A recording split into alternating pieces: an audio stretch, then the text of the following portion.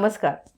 29 जुलै 2020ला केंद्रीय शिक्षा मंत्रालयाने नवीन राष्ट्रीय शैक्षणिक धोरण संमत केलं आणि देशभरामध्ये विविध राज्यांमध्ये या धोरणाच्या क्रियान्वयनाला सुरुवात झालेली आहे. डॉक्टर के कस्तुरीरंगन हे इस्रोचे माजी चेअरमन यांच्या अध्यक्षतेखाली ह्या धोरणाची आखणी झालेली आहे, आपण सर्वजण जाणतोच. या धोरणाचं वैशिष्ट्य म्हणजे हे धोरण भविष्यवेधी आहे, प्रागतिक आहे, त्याचबरोबर सर्वसमावेशक आहे आणि जे आपण म्हणतो 2015ला जी शाश्वत विकास ध्येय आपण मान्य केलेली आहेत आणि हे शाश्वत विकास ध्येय 4 जे आहे सस्टेनेबल डेव्हलपमेंट गोल 4 म्हणतो, त्याचा आधारसुद्धा या धोरणाला आहे. कुठलंही धोरण जेव्हा एखाद्या देशामध्ये तयार होतं तेव्हा शिक्षणामध्ये समाजामध्ये असणाऱ्या विविध समस्यांचं उत्तर शोधण्याच्या दृष्टिकोनातनं त्या धोरणामध्ये शिफारसी असतात आणि त्यामुळे हे धोरण एक वेगळं आहे असं आपल्याला म्हणता येईल. स्वातंत्र्योत्तर काळामधलं हे तिसरं धोरण आहे आणि 21व्या शतकातील पहिलं धोरण आहे. स्वातंत्र्योत्तर काळामध्ये 1964-66ला कोठारी आयोग आला. नंतर त्या आयोगाच्या शिफारसी क्रियान्वित करण्यासाठी स्वातंत्र्योत्तर काळातील देशाचं पहिलं शैक्षणिक धोरण 1968ला आलेलं आहे. त्यानंतर 18 वर्षांनी दुसरं धोरण आलं जे 1986ला आलेलं आहे. 1986 नंतर तब्बल 34 वर्षानंतर हे तिसरं धोरण आलेलं आहे, ज्याला आपण नवीन राष्ट्रीय शैक्षणिक धोरण 2020 म्हणत आहोत. आणि म्हणून 34 वर्षानंतर आलेल्या या धोरणाचं एक महत्त्व अनन्यसाधारण आहे, कारण या कालावधीमध्ये देशामध्ये, जगामध्ये, शिक्षणामध्ये, समाजामध्ये अनेक बदल झालेले आहेत आणि या अनुषंगाने जी वेगवेगळ्या समस्या आपल्यासमोर आहेत त्याची उत्तरं शोधणं आणि अधिक समाजव्यवस्था बळकट करणं, त्याचबरोबर सर्वांना निरंतर अध्ययनाच्या संधी उपलब्ध करून देऊन एक समन्यायी समाजव्यवस्था निर्माण करणं, या दृष्टिकोनातनं या धोरणाचं महत्त्व आहे. आता आपण या सत्रामध्ये कशा पद्धतीने पुढे जाणार आहोत ते बघूया की या नेमकी धोरणाची तत्त्व किंवा ध्येय काय आहेत ज्याच्यावर आधारित हे धोरण असणार आहे. त्याचबरोबर सर्वांना प्रवेश हा बालशिक्षणामध्ये मिळावा आणि पायाभूत शिक्षणाचं सार्वत्रिकीकरण व्हावं, या दृष्टिकोनातनं या धोरणात काय शिफारसी आहेत. त्याचबरोबर मुलांच्या शिकवण्याच्या प्रक्रिया बदलायच्या आहेत. मग अध्यापनापेक्षा अध्ययन अधिक घडण्यासाठी काय करायचं आहे, त्याच्यासाठी अभ्यासक्रम विषयक आणि अध्यापनशास्त्रीय रचना काय सांगितलेली आहे हे आपण जाणून घेणार आहोत.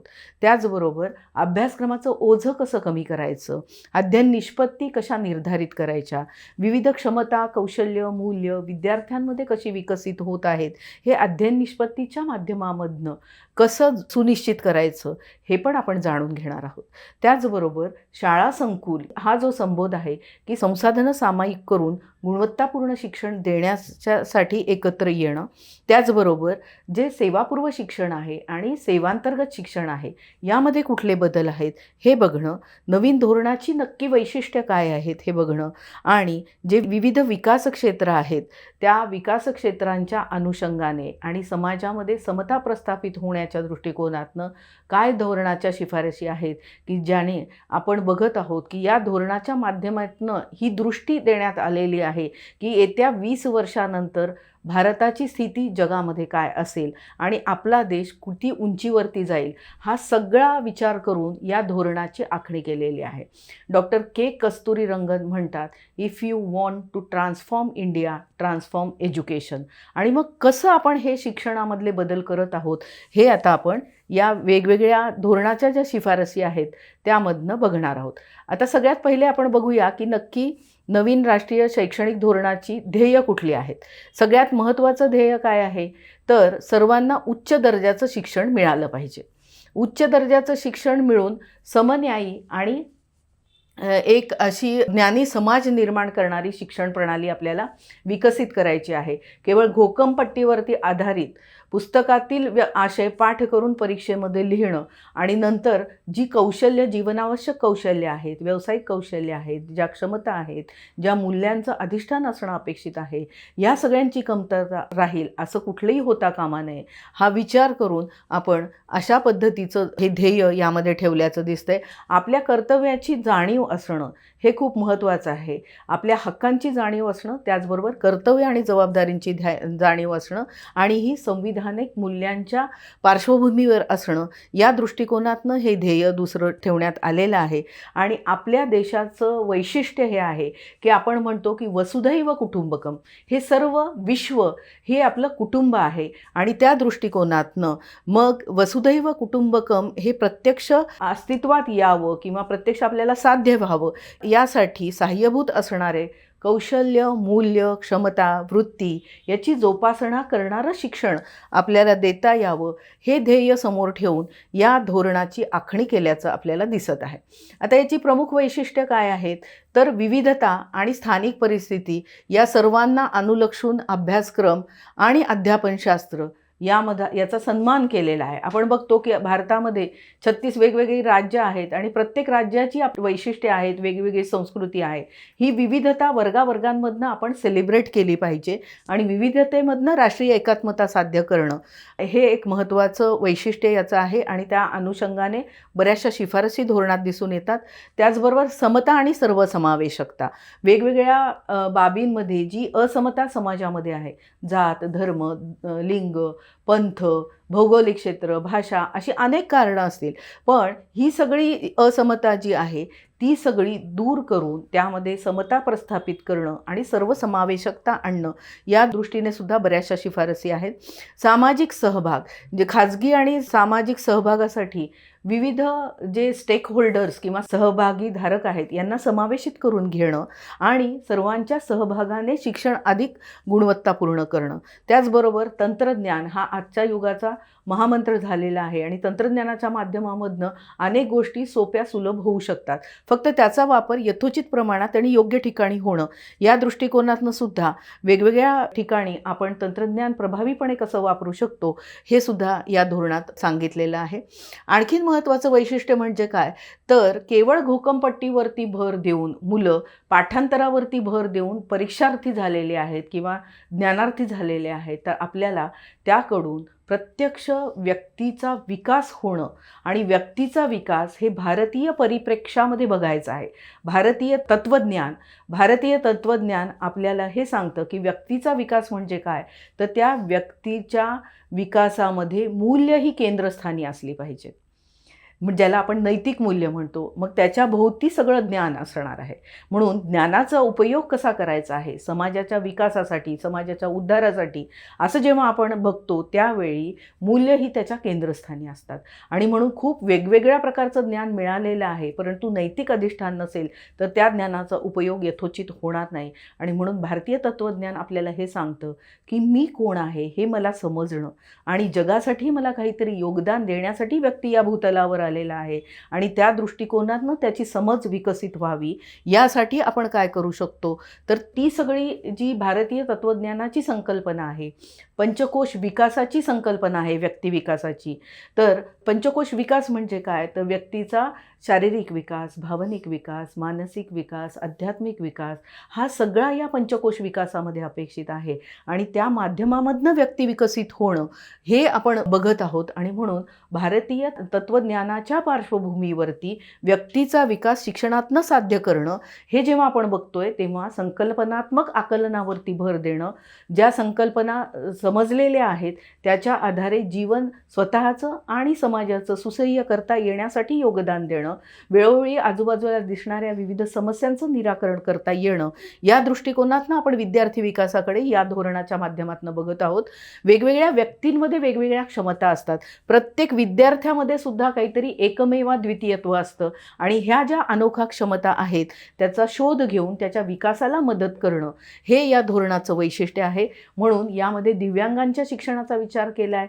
पहिल्यांदाच हे धोरण असं आहे की ज्यामध्ये तृतीयपंथीयांच्या शिक्षणाचा विचार केलेला आहे, त्याचबरोबर प्रज्ञावंत विद्यार्थ्यांच्या शिक्षणाचा विचार केलेला आहे आणि या अर्थाने हे धोरण सर्वसमावेशक आहे. चिकित्सक विचार आणि सर्जनशीलतेला 21व्या शतकामध्ये अनन्यसाधारण असं महत्त्व आलेलं आहे आणि म्हणून तार्किक निर्णय क्षमता, सर्जनशीलता, कोलॅबरेटिव्ह लर्निंग, कोऑपरेटिव्ह लर्निंग याला योग्य ते महत्त्व देऊन त्या माध्यमामधनं विद्यार्थी विकासाला चालना देणारं अनुभवाधारित शिक्षण कसं करता येईल, उच्चस्तर विचार प्रक्रियांना वाव देईल अशा पद्धतीच्या अनुभवांची रचना वर्गात, वर्गाबाहेर, शाळेत, प्रकल्पाच्या माध्यमातून कशी करता येईल याचं सगळा दिशा या धोरणामध्ये दिलेली आहे. त्याचबरोबर सातत्यपूर्ण आढावा हा अत्यंत महत्त्वाचा असतो आणि या माध्यमामधनं निरंतर संशोधन आणि मूल्यांकनाच्या आधारे जी ध्येय आपण समोर ठेवून हा सगळा बदल शिक्षण प्रक्रियेमध्ये, शिक्षण पद्धतीमध्ये करू पाहत आहोत, त्या पद्धतीने तो बदल त्या वेळी होतोय की नाही हे सुनिश्चित करण्यासाठी हा सातत्यपूर्ण आढावासुद्धा खूप महत्त्वाचा ठरणार आहे आणि ही सगळी धोरणाची वैशिष्ट्ये आहेत असं म्हणता येईल.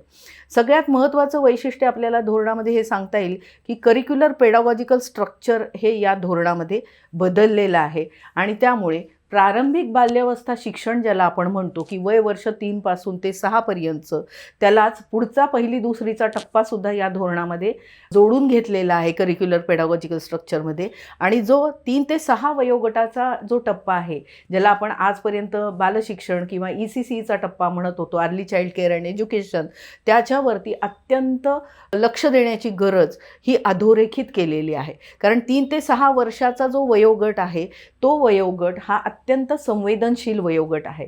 वय वर्ष 6 पर्यंतच मुलाच्या मेंदूचा 85% विकास होत असतो आणि म्हणून या वयोगटामध्ये मुलांना संवेदनशीलतेने त्यांची हाताळणी करणं, त्यांचा भावनिक विकास कसा होत आहे, शारीरिक विकास कसा होत आहे, मानसिक विकास कसा होत आहे याकडे लक्ष देऊन 3 ते 4, 4 ते 5, 5 ते 6 या 3 भिन्न वयोगटासाठी त्या प्रकारचे अध्ययन अनुभवांची रचना करणं, त्यांना सुरक्षित वातावरण देणं हे खूप महत्त्वाचं आहे. त्याचबरोबर या वयोगटामध्ये याला जोडून आपण पहिली दुसरी जेव्हा एक टप्पा म्हणून बघतो तेव्हा त्या पूर्ण 3 ते 8 या टप्प्याला पायाभूत शिक्षण असं संबोधलेलं आहे आणि हा पायाभूत शिक्षणाचा जो टप्पा आहे तो अत्यंत महत्त्वाचा आहे कारण तो त्या बालकाचा विकासाचा सगळ्यात महत्त्वाचा जसा टप्पा आहे तसंच त्याचा शिक्षणाच्या विकासाचा सुद्धा महत्त्वाचा टप्पा आहे. म्हणजे व्यक्तिविकासाचा महत्त्वाचा टप्पा आणि शिक्षण विकासाचा महत्त्वाचा टप्पा ज्याला आपण पायाभूत शिक्षण असं म्हणतो ते वय वर्ष 3 पासून ते 8 पर्यंत आहे आणि म्हणून त्याला पहिली आणि दुसरी जोडून घेतलेलं आहे. या वयोगटामध्ये लवचिक, बहुस्तरीय, खेळावर आधारित आणि कृतीवर आधारित असे विविध अनुभव मुलांना द्यायचे आहेत. त्यामध्ये वेगवेगळ्या प्रकारचे प्रश्न मुलांना विचारायचे आहेत आणि पृच्छा आधारित ज्याला आपण म्हणतोय की मुलांच्या जिज्ञासेला, कुतूहलाला वाव देणारे असे सगळे अनुभव आपल्याला यामध्ये द्यायचे आहेत आणि म्हणून हा जो 5 वर्षाचं पायाभूत शिक्षण आहे वय वर्ष 3 पासून ते 8 पर्यंतचं, हा अत्यंत निगुतीने हाताळण्याचा वयोगट आहे आणि या वयोगटामध्ये या वयोगटातील बालकांच्या शिक्षणाचं सार्वत्रिकीकरण होणं आणि त्याचबरोबर त्यांना गुणवत्तापूर्ण शिक्षण मिळणं यावरती महत्त्वाचं एक राष्ट्रीय कार्य म्हणून याकडे बघावं या दृष्टीने धोरणामध्ये शिफारस आहे. आणि यामध्ये महिला बालविकास, आरोग्य आणि कुटुंब कल्याण, आदिवासी विभाग, शिक्षण विभाग, ग्रामविकास विभाग, ज्या विभागामार्फत शिक्षण चालू आहे मुलांचं शिक्षण, त्या सर्व विभागांच्या समन्वयाने हे सगळं बालशिक्षण आपल्याला पुढे न्यायचं आहे. नवीन राष्ट्रीय शैक्षणिक धोरण हे 5 स्तंभांवरती आधारित आहे. Access, equity, quality, affordability and accountability.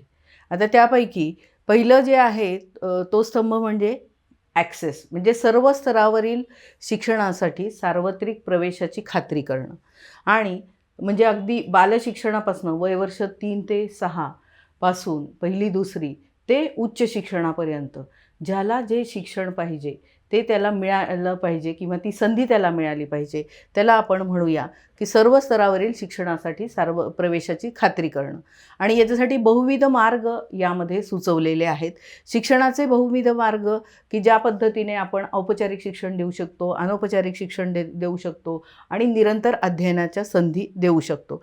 यासाठी ज्या शाळा आहेत त्या शाळांचं सक्षमीकरण करणं, ज्या ठिकाणी शाळा अजून पोहोचलेल्या नाहीत त्या ठिकाणी नव्याने शाळा सुरू करणं, त्याचबरोबर शाळाबाह्य मुलांना शाळेमध्ये परत आणणं.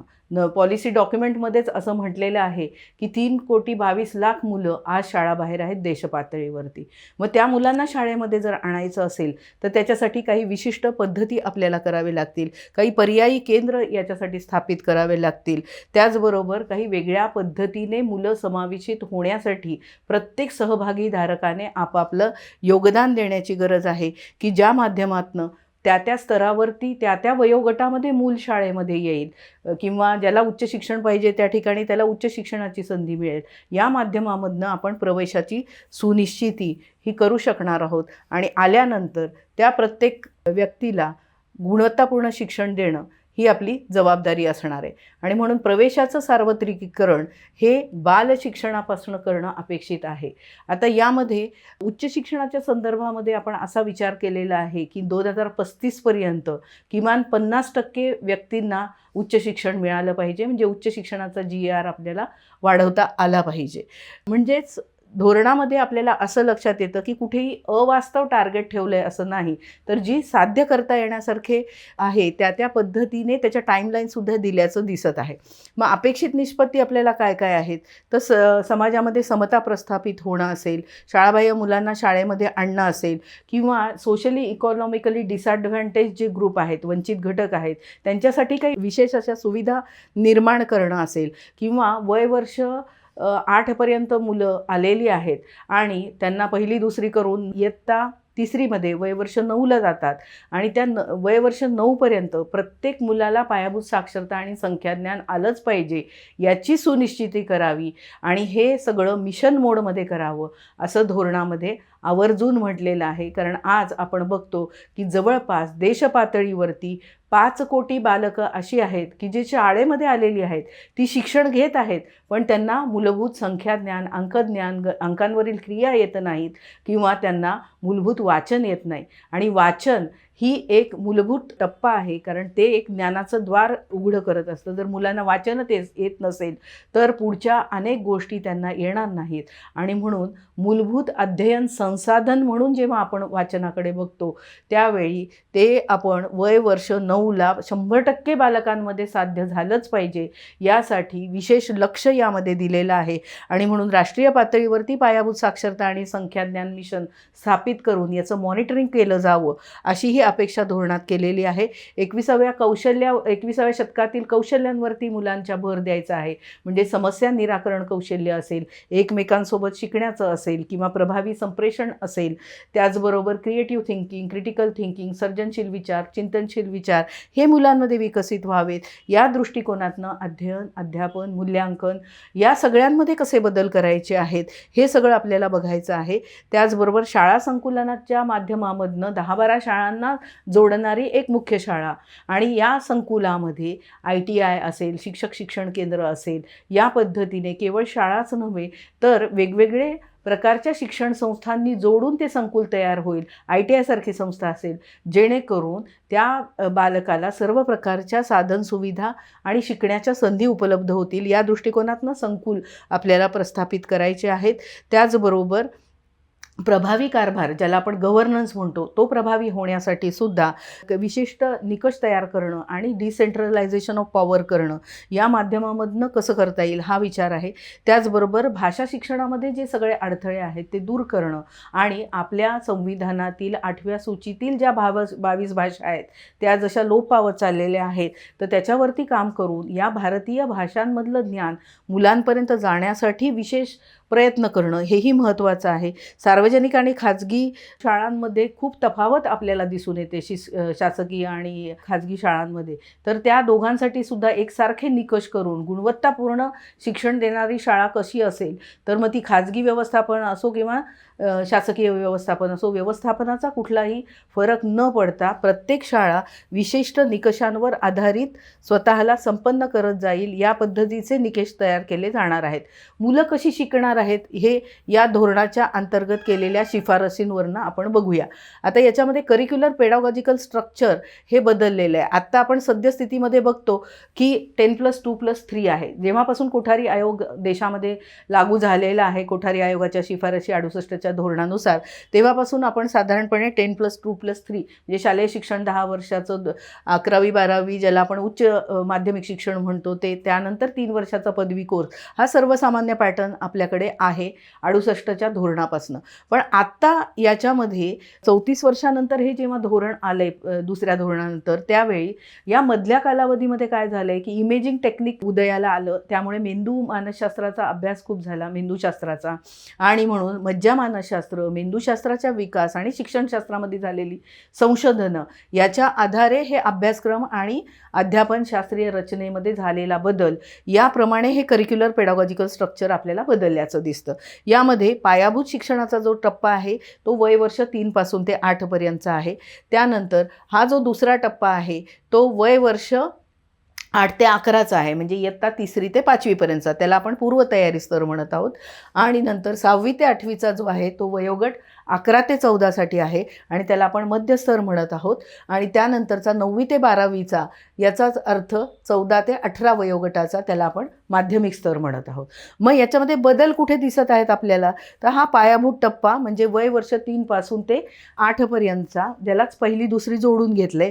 मग यामागचं कारण काय आहे, तर मज्जा मानसशास्त्राचा विकास झाल्यामुळे जर आपण हा सलग टप्पा म्हणून जर बघितला तर वय वर्ष 8 पर्यंत मुलाचा जो पायाभूत साक्षरता आणि संख्याज्ञान आहे ते चांगल्या पद्धतीने विकसित होईल आणि त्याच्या आधारे त्याची शिक्षणाची इमारत, त्याचा पाया जर मजबूत झाला तर ही पुढची इमारत चांगल्या पद्धतीने त्याची उभी राहील. त्याचबरोबर एक व्यक्ती म्हणून विकसित होत असताना शिक्षणाची इमारत जशी चांगली विकसित होईल, तसंच एक व्यक्ती म्हणून विकसित होत असताना सुद्धा देशाच्या पातळीचा जेव्हा आपण विचार करतो तेव्हा देशामध्ये सुद्धा आपल्याला अशा पद्धतीचं मनुष्यबळ उपलब्ध होईल की ज्याचं पायाभूत शिक्षण चांगलं झाल्यामुळे त्याची पुढील काळामधली गळती थांबणार आहे, त्याची संपादनूक चांगली असणार आहे, तो उच्च शिक्षण घेण्याचे त्याचे चान्सेस किंवा संधी अधिक वाढणार आहेत.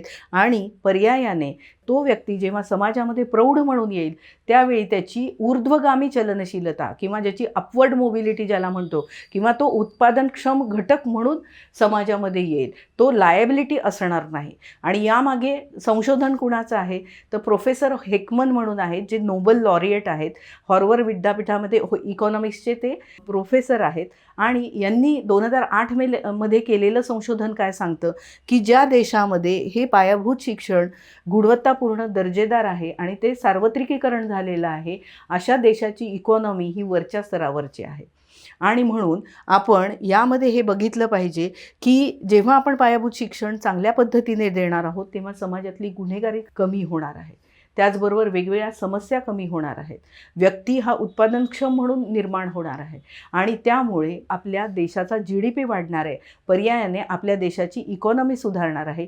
त्याचबरोबर त्याचा पायाभूत टप्पा हा शिक्षणाचा चांगला झाल्यामुळे इथलं जे शिक्षण आहे ते मूल्याधिष्ठित शिक्षण, नैतिकतेवर आधारित शिक्षण दिल्यावर तो समाजामध्ये येताना आपली जी भारतीय मूल्य आहेत त्यामध्ये जी आपली संविधानिक मूल्य आहेत की समता, न्याय, बंधुता, त्याचबरोबर एकमेकांचा आदर करणं, अतिथी देवो भव, हे की त्याग, सेवाभाव, ही सगळी मूल्ये जर मुलांमध्ये रुजलेली असतील तर आज जे आपल्याला समाजामध्ये अनेक समस्या दिसत आहेत, मग त्या पर्यावरणाच्या असतील, नातेसंबंधाच्या असतील, विविध सामाजिक, त्या सगळ्या कमी होऊ शकणार आहेत. आणि म्हणून या करिक्युलर पेडागॉजिकल स्ट्रक्चर बदलण्यामध्ये खूप मोठं योगदान आपलं असणार आहे जर आपण इफेक्टिवली हे इम्प्लिमेंट केलं तर. आता आपल्याला काय बघायचं आहे की पायाभूत स्तर जो म्हणतोय आपण त्यामध्ये कशा पद्धतीने शिकवण्याच्या प्रक्रिया अपेक्षित आहेत, तर त्या खेळ आधारित.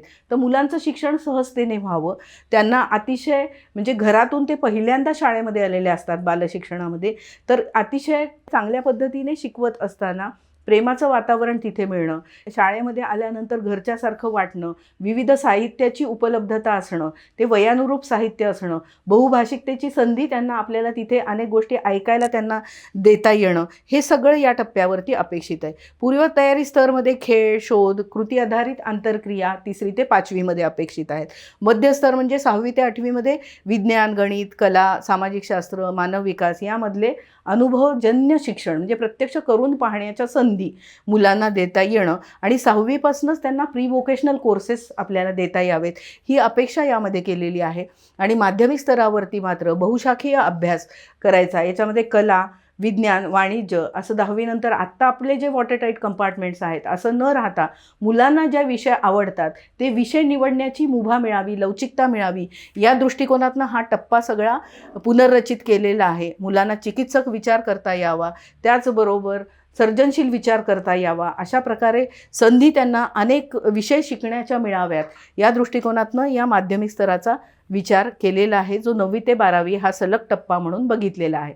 आता प्रारंभिक बाल्यावस्थेतील शिक्षणाबद्दल आपण यापूर्वी बोललेलोच आहोत आणि यामध्ये याचा एक करिक्युलम फ्रेमवर्क हे राष्ट्रीय पातळीवरनं आलेलं आहे आणि त्या राष्ट्रीय पातळीवरच्या national curricular pedagogical framework for early child care education, त्यालाच आता आपण पायाभूत टप्प्याचं SCF म्हणत आहोत. म्हणून NCFFS याचा अर्थ national curriculum framework for foundation stage, आणि त्याच आधारे आपण state curricular framework for foundation stage करत आहोत आणि त्या माध्यमामधनं हा बहुपैलू असा आराखडा असणार आहे आणि यामध्ये कला, क्रीडा यांचा समावेश, संगीत अतिशय सहजतेने असणार आहे की ज्यातनं मुलं आनंदाने शिकण्याच्या प्रक्रियेमध्ये सहभागी होतील आणि त्यांना शाळा हे त्यांच्या आवडीचं केंद्र असेल. त्या ठिकाणी शाळा संपली तरी त्यांना घरी जावंसं वाटणार नाही, अशा पद्धतीचं वातावरण हे बालशिक्षण केंद्रामध्ये असावं, तरच मुलांच्या मेंदूचा विकास हा चांगल्या पद्धतीने होईल. आणि म्हणून शिक्षणामध्ये त्यांना जिज्ञासा निर्माण करणं, तार्किक विचार किंवा समस्या निराकरणाच्या संधी या वयोगटापासून मुलांना देता येणं. उदाहरणार्थ, मुलांना तुम्ही खेळाची टोपली दिलेली आहे आणि त्या टोपलीमध्ये अनेक प्रकारचं साहित्य ठेवलं आहे. आता त्या मुलाला आणखीन एक साहित्य तुम्ही दिलं तर ते त्यामध्ये बसत नाही आहे. मग त्या मुलाला आपण विचार करायला भाग पाडलं पाहिजे की कशा पद्धतीने याच टोपलीमध्ये ते बसणार आहे, तू काय करशील हेच साहित्य त्याच्यामध्ये ठेवायला. अशा पद्धतीने छोट्या अनुभवांमधनं, म्हणजे त्याच्या वयोगटाला अनुरूप ती समस्या असेल पण आपण त्याच्या विचारांना चालना देणार आहोत. आत्ता सांगण्याचं तात्पर्य काय आहे की मुलांना आपण अशा पद्धतीने तयार करायचं या शिक्षण व्यवस्थेतनं की ते इंडिपेंडंट थिंकर होतील, स्वतः विचार करणारे होतील. कुणीतरी सांगितलं म्हणून विश्वास ठेवण्यापेक्षा स्वतः प्रयोग करून पाहणं आणि त्या आधारे त्या निर्णयाप्रती येणं, ही आपण अपेक्षा करत आहोत. तर शिकावं कसं हे मुलांना शिकवणं याकडे भर आहे. म्हणून हे सगळं करत असताना कला, हस्तकला, स्थानिक संगीत, लोककला या सगळ्यांचा आपल्याला उपयोग करून घ्यायचा आहे. त्याचबरोबर निसर्गाशी असणारं नातं हे अगदी बालवयोगटापासून त्यांचं कसं जोपासलं जाईल, निसर्गातले अनुभव कसे देता येतील. शांतिनिकेतन फक्त वेस्ट बेंगॉलमध्ये किंवा रवींद्रनाथांचं असून चालणार नाही, तर ते आपल्याला शाळांमधनं निर्माण करावं लागेल. त्या पद्धतीची वर्गरचना कशी असेल, वर्गाबाहेर कुठले अनुभव देता येतील, परसबाग कशी करता येईल, हे सगळं आपल्याला बघावं लागणार आहे. मुलांना रंग, आकार, मूळाक्षरे, संख्या हे स्थानिक परिसरात मिळणाऱ्या साहित्यांमधनं कशी शिकवता येईल. त्याचबरोबर वैयक्तिक जसं शिकायचं आहे त्याचबरोबर सगळ्यांमध्ये बसून शिकणं आणि एक संघभावना मुलांमध्ये निर्माण होणं हे लहान वयोगटापासून करता येणं शक्य आहे. आणि तशा प्रकारच्या अनुभवांची रचना करण्यासाठी खेळ आधारित, शोध आधारित अनुभव मुलांना देणं, त्याचबरोबर छोट्या गोष्टींमधनं त्यांना चांगल्या मूल्यांची जडणघडण होण्यासाठीच्या सवयी लावणं. उदाहरणार्थ, बालशाळेमध्ये आल्यानंतर चप्पल कुठे काढून ठेवायची आहे, आल्यानंतर दप्तर कुठे ठेवायचं आहे, किंवा जे आपण खेळायला घेतलेलं साहित्य कशा पद्धतीने ठेवायचं आहे, किंवा एखाद्याने समजा आज डबा आणला नाही तर आपण सगळे मिळून कसं खाणार आहोत. अशा छोट्या छोट्या मुलांना नीतितत्व विकसित होतील, या पद्धतीने आपण काम करायचं आहे. त्याचबरोबर मुलांना वेगवेगळ्या चांगल्या पद्धतीच्या सवयी लागणं. लहान वयोगटामध्ये दात रोज घासले पाहिजे, पाहिजेत, नख काढले पाहिजेत, अंघोळ रोज केली पाहिजे, स्वच्छ राहायला पाहिजे, एकमेकांना मदत केली पाहिजे, दुसऱ्यांच्या भावनांचा आदर केला पाहिजे वगैरे. असं आपण जेव्हा करायला लागू तेव्हा शिक्षण हे संस्कार म्हणून त्याच्याकडे आपल्याला बघायचे. शिक्षण म्हणजे केवळ माहिती आदानप्रदान करण्याची व्यवस्था नाही आहे, तर मुलांवरती संस्कार करण्याची व्यवस्था आहे हे समजून घेऊन अत्यंत निगुतीने बालशिक्षण देण्याची गरज आहे. कारण तो सगळा पायाभूत टप्पा असणार आहे. इयत्ता 3रीपर्यंत प्रत्येक बालकाला पायाभूत साक्षरता आणि संख्याज्ञान आलंच पाहिजे, कारण ते बेसिक लर्निंग टूल आहे ज्याच्यावर आधारित इतर अनेक विषय शिकणं मुलांना सोपं जातं. आणि म्हणून हे सुनिश्चित करण्यासाठी ते अभियान पातळीवरती कार्यान्वित करण्यासाठी निपुण भारत नावाचं अभियान राष्ट्रीय पातळीवरनं सुरू केलेलं आहे आणि ते राज्यामध्ये सुद्धा त्या पद्धतीने पुढे नेणं हे अपेक्षित केलेलं आहे.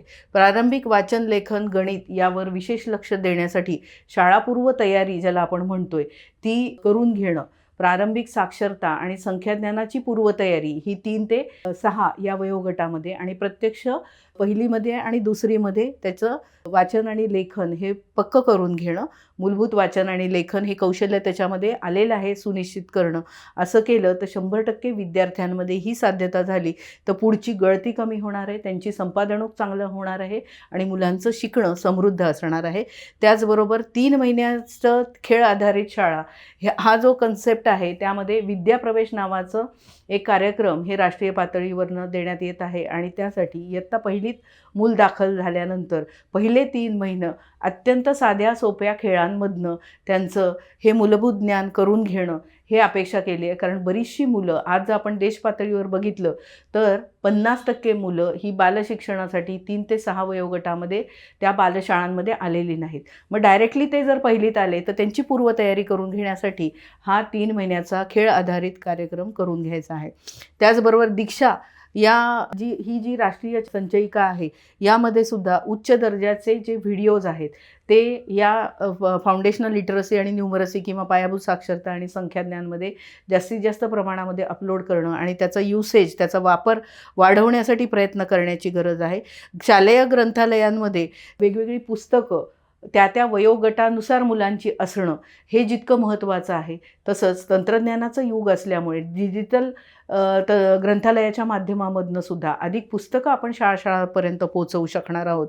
आणि म्हणून सगळ्या वयोगटासाठी 5+3+3+4 हा जो आपण शालेय शिक्षणाचा आकृतिबंध म्हणतोय त्या सगळ्यांसाठी अशा पद्धतीच्या ग्रंथालयांची रचना आपल्याला करायची आहे. ग्रंथवर्धनासाठी सुद्धा काही विशिष्ट धोरणाची निर्मिती करणं आणि सार्वजनिक ग्रंथालयांना सुद्धा चालना देणं. कारण आपण काय ध्येय ठेवलेलं आहे, या धोरणाची दृष्टी काय आहे, तर प्रत्येक व्यक्तीला निरंतर अध्ययनाची संधी मिळाली पाहिजे आणि एक ज्ञानी समाज निर्माण झाला पाहिजे. त्यामुळे केवळ शालेय पातळीवरती हे ग्रंथालय पाहिजे तसं नाही, तर समाजातल्या प्रत्येक व्यक्तींनी हे वाचावेत यासाठी सामाजिक ग्रंथालयांचं सुद्धा सक्षमीकरण केलं जावं. त्याचबरोबर राष्ट्रीय मोहीम म्हणून याकडे बघावं. पायाभूत कौशल्य प्रत्येक विद्यार्थ्यांमध्ये येतील या दृष्टिकोनातनं शिकवण्याच्या पद्धतीमध्ये बदल करणं, आनंददायी कसं करता येईल प्रत्येक स्तरावरचं शिक्षण आणि मुलांना आवडेल या दृष्टीने अनुभवांची रचना करणं यावरती भर दिला आहे. आता अभ्यासक्रमामध्ये नेमके काय बदल आपल्याला या पॉलिसीने सांगितलेले आहेत ते म्हणजे अभ्यासक्रमाचं ओझं कमी करणं. आपल्याला माहिती आहे 1993चा प्रोफेसर यशपाल यांचा जो लर्निंग विदाऊट बर्डन हा रिपोर्ट आहे तो हेच सांगतो की 2 प्रकारचं ओझं आपल्याला कमी करायचं आहे. एक मुलांच्या मनावरचं ओझं आणि दुसरं म्हणजे त्यांच्या पाठीवरचं ओझं. पाठीवरती अनेक प्रकारचे विषय अभ्यासक्रमामध्ये समाविष्ट केल्यामुळे अनेक प्रकारचे पुस्तकं वह्या मुलं घेतात, ते ओझं वाढतं. आणि मानसिक ओझं म्हणजे काय की अनावश्यक आशय जेव्हा आपण पुस्तकांमध्ये किंवा मुलांना अभ्यासायला देतो त्यावेळी ते एक ओझं होतं. त्या दृष्टिकोनातनं अभ्यासक्रमाचं ओझं कमी करायचं म्हणजे काय, तर मूळ संबोध जे आहे ते लक्षात घेणं आणि त्या संबोधावर आधारित वेगवेगळ्या अनुभवांची रचना करणं, मुलांना करून पाहण्याच्या संधी देणं. उदाहरणार्थ बायोगॅस हा मुलांना शिकवायचा आहे, कशा पद्धतीने विकसित होतो, तयार करता येतो वगैरे. तर बायोगॅस याच्यावरती तुम्ही 1 तास सेशन घेतलं आणि बायोगॅस प्रत्यक्ष मुलांना जाऊन तो प्लांट जर दाखवला तर या 2 अनुभवांमध्ये खूप फरक असणार आहे. प्रत्यक्ष जेव्हा मुलं तिथं पाहायला जातील तेव्हा त्याच्यासाठी काय गोष्टी त्याच्यामध्ये आधी घालावे लागतात, कशापासून गॅस निर्मिती होते, त्याची रचना किती आहे, केवढी क्वांटिटी आधी घातल्यानंतर किती गॅस निर्माण होतो, हे सगळं त्यांना तिथं पाहिल्यावर जे कळणार आहे त्याच्यामध्ये त्याच्यामधनं त्यांचे अनुभव समृद्ध होणार आहेत आणि मग तो संबोध त्यांचा पक्का होणार आहे. म्हणून अशा प्रकारची रचना करायची असेल तर अभ्यासक्रमामधला अनावश्यक आशय कमी करणं म्हणजे ओझं कमी करणं. त्याचबरोबर दुसरा मुद्दा कुठला आहे, तर मुलांना स्वतः विचार करायला लावणं. चिकित्सक विचार करतील, त्याचबरोबर स्वतः काही प्रश्न विचारतील, स्वतः काही आलेल्या समस्यांचं निराकरण करतील, आपापसामध्ये चर्चा करतील, विश्लेषण करतील, निष्कर्षाप्रत येतील. ही सगळी जी रचना मुलांच्या डोक्यामध्ये होणार आहे, त्यामुळे काय होणार आहे की ते जे शिकत आहेत ते त्याचं सात्मीकरण त्यांच्या डोक्यामध्ये होणार आहे. केवळ पाठ केलं, परीक्षेत लिहिलं, नंतर विसरलं, अशी जी पद्धती एक झाली आहे त्याला आपल्याला छेद द्यायचा आहे. आणि म्हणून या पद्धतीने अभ्यासक्रमाचं ओझं कमी करणं अपेक्षित केलेलं आहे. तर आंतरक्रियात्मक अध्ययनाच्या संधी देणं, वर्गामध्ये 4-4चे गट केलेत, 6-6 मुलांचे गट केलेत किंवा वर्गामध्ये 2 गट केलेत आणि त्या मुलांना साधक बाधक विचार करायला लावला आहे एखादं समस्या देऊन, तर त्यामधनं असं होणार आहे की मुलं स्वतःची स्वतः शिकती होणार आहेत. आणि म्हणून खूप सगळं तुम्ही पाठ करा असं न करता त्यांना अशा वेगवेगळ्या पद्धतीने कोलॅबरेटिव्ह लर्निंगच्या जेव्हा आपण अपॉर्च्युनिटीज देऊ, अनुभवाधारित शिकण्याच्या, एक्सपिरियन्शियल लर्निंग ज्याला आपण म्हणतोय, अशा संधी देऊ, त्यावेळी त्या मुलांमध्ये क्षमता विकसित होणार आहेत. काही मूल्य, काही ज्ञान, त्याचबरोबर काही कौशल्य या माध्यमामधनं त्यांच्या वृत्तीची जडणघडण होणार आहे. आणि या दृष्टीने आपल्याला अभ्यासक्रमाचं ओझं कमी करायचं आहे. घोकमपट्टीपासून त्यांनी फारकत घ्यावी ही आपली अपेक्षा आहे. आणि मुलं स्वतःचं स्वतः विचार करणारे इंडिपेंडंट थिंकर व्हावेत. या दृष्टिकोनातनं शिकवण्याच्या प्रक्रियांमध्ये, अध्यापनाच्या प्रक्रियामध्ये, शाळांमध्ये जे अनुभव दिले जातात ते शाळेबाहेर नेणं, या सगळ्या गोष्टी आपण विचार करत आहोत. अध्ययन निष्पत्ती, क्षमता आणि विषय एकात्मीकरण यावरती आपल्याला भर द्यायचा आहे. अध्ययन निष्पत्ती म्हणजे काय, विशिष्ट घटक शिकवल्यानंतर मुलांमध्ये आपण काय बदल अपेक्षित करत आहोत हे बघणं, त्याला आपण अध्ययन निष्पत्ती म्हणतोय. की काहीतरी कौशल्य मुलांमध्ये यावेत, काही क्षमता याव्यात, काही वेगळ्या प्रकारचं ज्ञान त्यांना प्राप्त व्हावं, या दृष्टिकोनातनं कुठले विषय अभ्यासक्रमामध्ये समावेशित व्हावेत, हा सगळा विचार करायचा आहे. आता आपण बघतो की भारत हा विविधतेने नटलेला देश आहे. त्याच्यामुळे कोसागणिक भाषा बदलते जसं आपण म्हणतो, तसं वेगवेगळ्या ठिकाणी वेगवेगळ्या प्रकारची लोकसंस्कृती असते. त्यांच्या लोककला वेगळ्या असतात, त्यांचे पारंपरिक सण उत्सव वेगळे असतात, त्यांचे कला प्रकार वेगळे असतात. मग ह्या सगळ्यांचा समावेश जेव्हा आपण अभ्यासक्रमामध्ये करतो तेव्हा जगणं आणि शिकणं हे वेगळं राहत नाही आणि त्या मुलांना ते अधिक जवळचं वाटायला लागतं. आणि म्हणून विषयांचं एकात्मीकरण करत असताना मुलांना काय आवडतं, गोष्टी आवडतात, कथा आवडतात, गाणी आवडतात, खेळायला आवडतं, त्यांना जे आवडतं त्याच्यापासनं ते समावेशित करून घेऊन जर आपण शिकवण्याच्या प्रक्रिया केला तर मुलं पण आनंदी राहतील आणि जे शिकलेलं आहे ते शाश्वत शिकणं होईल, सस्टेन होईल. आणि म्हणून त्या पद्धतीने विषयाचं एकात्मीकरण करणं अपेक्षित आहे. क्षमताधिष्ठित शिक्षणामध्ये कुठल्या कुठल्या क्षमता मुलांमध्ये याव्यात याच्यावरती लक्ष देऊन त्या क्षमता येत आहेत की नाही या पद्धतीने अध्ययन निष्पत्तीच्या आधारे ते सुनिश्चित करणं अपेक्षित आहे. त्याचबरोबर हा अभ्यासेतर उपक्रम आहे, हा अभ्यासपूरक उपक्रम आहे, हा अभ्यासाचा उपक्रम आहे, असे वेगवेगळे कंपार्टमेंट न करता, किंवा हा कला शिकायचा आहे, आता ही क्रीडेचा तास आहे, किंवा हा योगाचा तास आहे, यापेक्षा हे एकात्म पद्धतीने आपल्याला शाळांमधनं कसं घेता येईल. बेमालूमपणे ही जी विषयांची सरमिसळ आहे ते बहुशाखीय अध्यापन यामध्ये अपेक्षित केलेलं आहे. आणि त्यामुळे हा एकात्म ॲप्रोच ज्याला म्हणता येईल, इंटिग्रेटेड ॲप्रोच ऑफ लर्निंग, याच्यावरती पॉलिसीने भर दिलेला आहे. डिजिटल साक्षरता वाढत आहे, त्याचबरोबर डिजिटल तंत्रज्ञानाचा कसा आणि किती प्रमाणामध्ये आणि कुठे वापर करायचा आहे हे सुद्धा सारासार ज्ञान असणं आणि त्याचा उपयोग करून घेणं हे खूप महत्त्वाचं आहे. मुलं विज्ञान हा विषय आपण अभ्यासक्रमामध्ये घालतो, परंतु खरंच वैज्ञानिक वृत्ती मुलांमध्ये विकसित होतीये का? गणित हा विषय अभ्यासक्रमात घातलाय पण तार्किक विचार त्यांचा विकसित होतोय का? तुम्ही नुसते गणित सराव करून घेतला तर तार्किक विचार क्षमता त्यांची होणार नाही. केवळ पाठांतर करून विज्ञान शिकलं आणि प्रयोगाची संधी मिळाली नाही तर ते साध्यता होणार नाही. मग वैज्ञानिक विचार म्हणजे काय, वैज्ञानिक दृष्टिकोन कसा विकसित होईल, त्या दृष्टीने कसे अनुभव दिले पाहिजेत, हा सगळं कशा प्रयोग करण्याच्या संधी दिल्या पाहिजेत, हे सगळं आपल्याला बघणं गरजेचं आहे. आणि त्या माध्यमामधनं वैज्ञानिक वृत्तीची जोपासना होऊ शकते. बहुभाषिक अध्यापनाला आपल्याला महत्त्व द्यायचं आहे. आपण बघतो की एकाच वर्गामध्ये अनेक भाषांमध्ये ज्यांची मातृभाषा वेगवेगळी आहे, विशेषतः ज्या बॉर्डरचे जे असतात, म्हणजे उदाहरणार्थ कर्नाटक आणि महाराष्ट्र जवळजवळ ची राज्य जर घेतली तर दोन्हीच्या बॉर्डरला दोन्ही प्रकारची मुलं असतात, ज्यांना मराठी असतात, काही कन्नड. मग अशा ठिकाणचं कसं असणार आहे? किंवा एकाच ठिकाणी अनेक भाषा बोलणारी मुलं असतात, तर ते आपण वर्गामध्ये त्याचा उपयोग करून घेतला पाहिजे. आपण बघतो जे कॉस्मोपॉलिटन शहरं आहेत त्या ठिकाणी एखादं गुजराती कुटुंब, त्याच्या शेजारी मराठी, त्याच्या शेजारी तमिळ राहत असेल, तर ही लहान वयोगटातली मुलं आपापसात खेळताना या भाषा सहज शिकून घेतात. पण आपण त्यांच्यावरती विश्वास ठेवत नाही आणि मग आपण फक्त एकच भाषा आधी त्याला नीट येऊ दे, मग आपण बाकीचं शिकूया, असा काहीतरी विचार करत बसतो. पण जी वेगवेगळी संशोधनं आहेत ते सांगतात की जसं आपण इमर्स करू त्यांना लहान वयोगटापासून, तसं वातावरण देऊ, तसं ही मुलं लवकर शिकतात. कारण आपण बघितलं की मेंदू विकासाचा हा महत्त्वाचा टप्पा आहे. अगदी गतीने मुलांची शिकण्याची प्रक्रिया असते आणि म्हणून बालवयापासून आपण त्यांना बहुभाषिकतेला प्रोत्साहन देऊ शकतो. सहजतेने त्या अनेक भाषा मुलंही शिकू शकतात आणि त्या पद्धतीने तशा संधी आपण शाळांमधनं, शाळाबाहेर, ग्रंथालयांच्या माध्यमातून, ऑडिओ च्या माध्यमातून सहजपणे देऊ शकतो.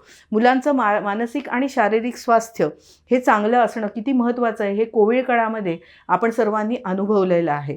आणि म्हणून अगदी लहान वयोगटापासून हे जर मुलांना शारीरिक आणि मानसिक आरोग्य नीट राखण्यासाठी काय करायला पाहिजे, त्याच्यासाठी आपल्या सवयी कशा असल्या पाहिजेत, हे जर संस्कार म्हणून आपण करायला लागलो तर आज जे लाईफस्टाईलमुळे होणारे रोगांची संख्या वाढत आहे ती आपण नक्की कमी करू शकतो आणि सुदृढ आणि बलशाली भारत घडवू शकतो. त्या दृष्टिकोनातून आपल्याला काय करायचं आहे, तर विद्यार्थ्यांनी आरोग्य, पोषण, शारीरिक शिक्षण, स्वास्थ्य, निरोगीपणा हे सगळं साध्य करण्यासाठी, क्रीडामधील कौशल्य साध्य होण्यासाठी त्यांची आरोग्य तपासणी नियमित झाली पाहिजे.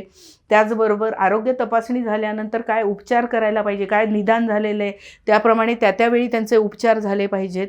त्याचबरोबर या मुलांना योगा, प्राणायाम यासारखे जे सगळे आरोग्यासाठीचे जे पर्याय आहेत त्याचं एक सवय म्हणून ती विकसित होण्यासाठी शाळांमधनं प्रयत्न केले गेले पाहिजेत.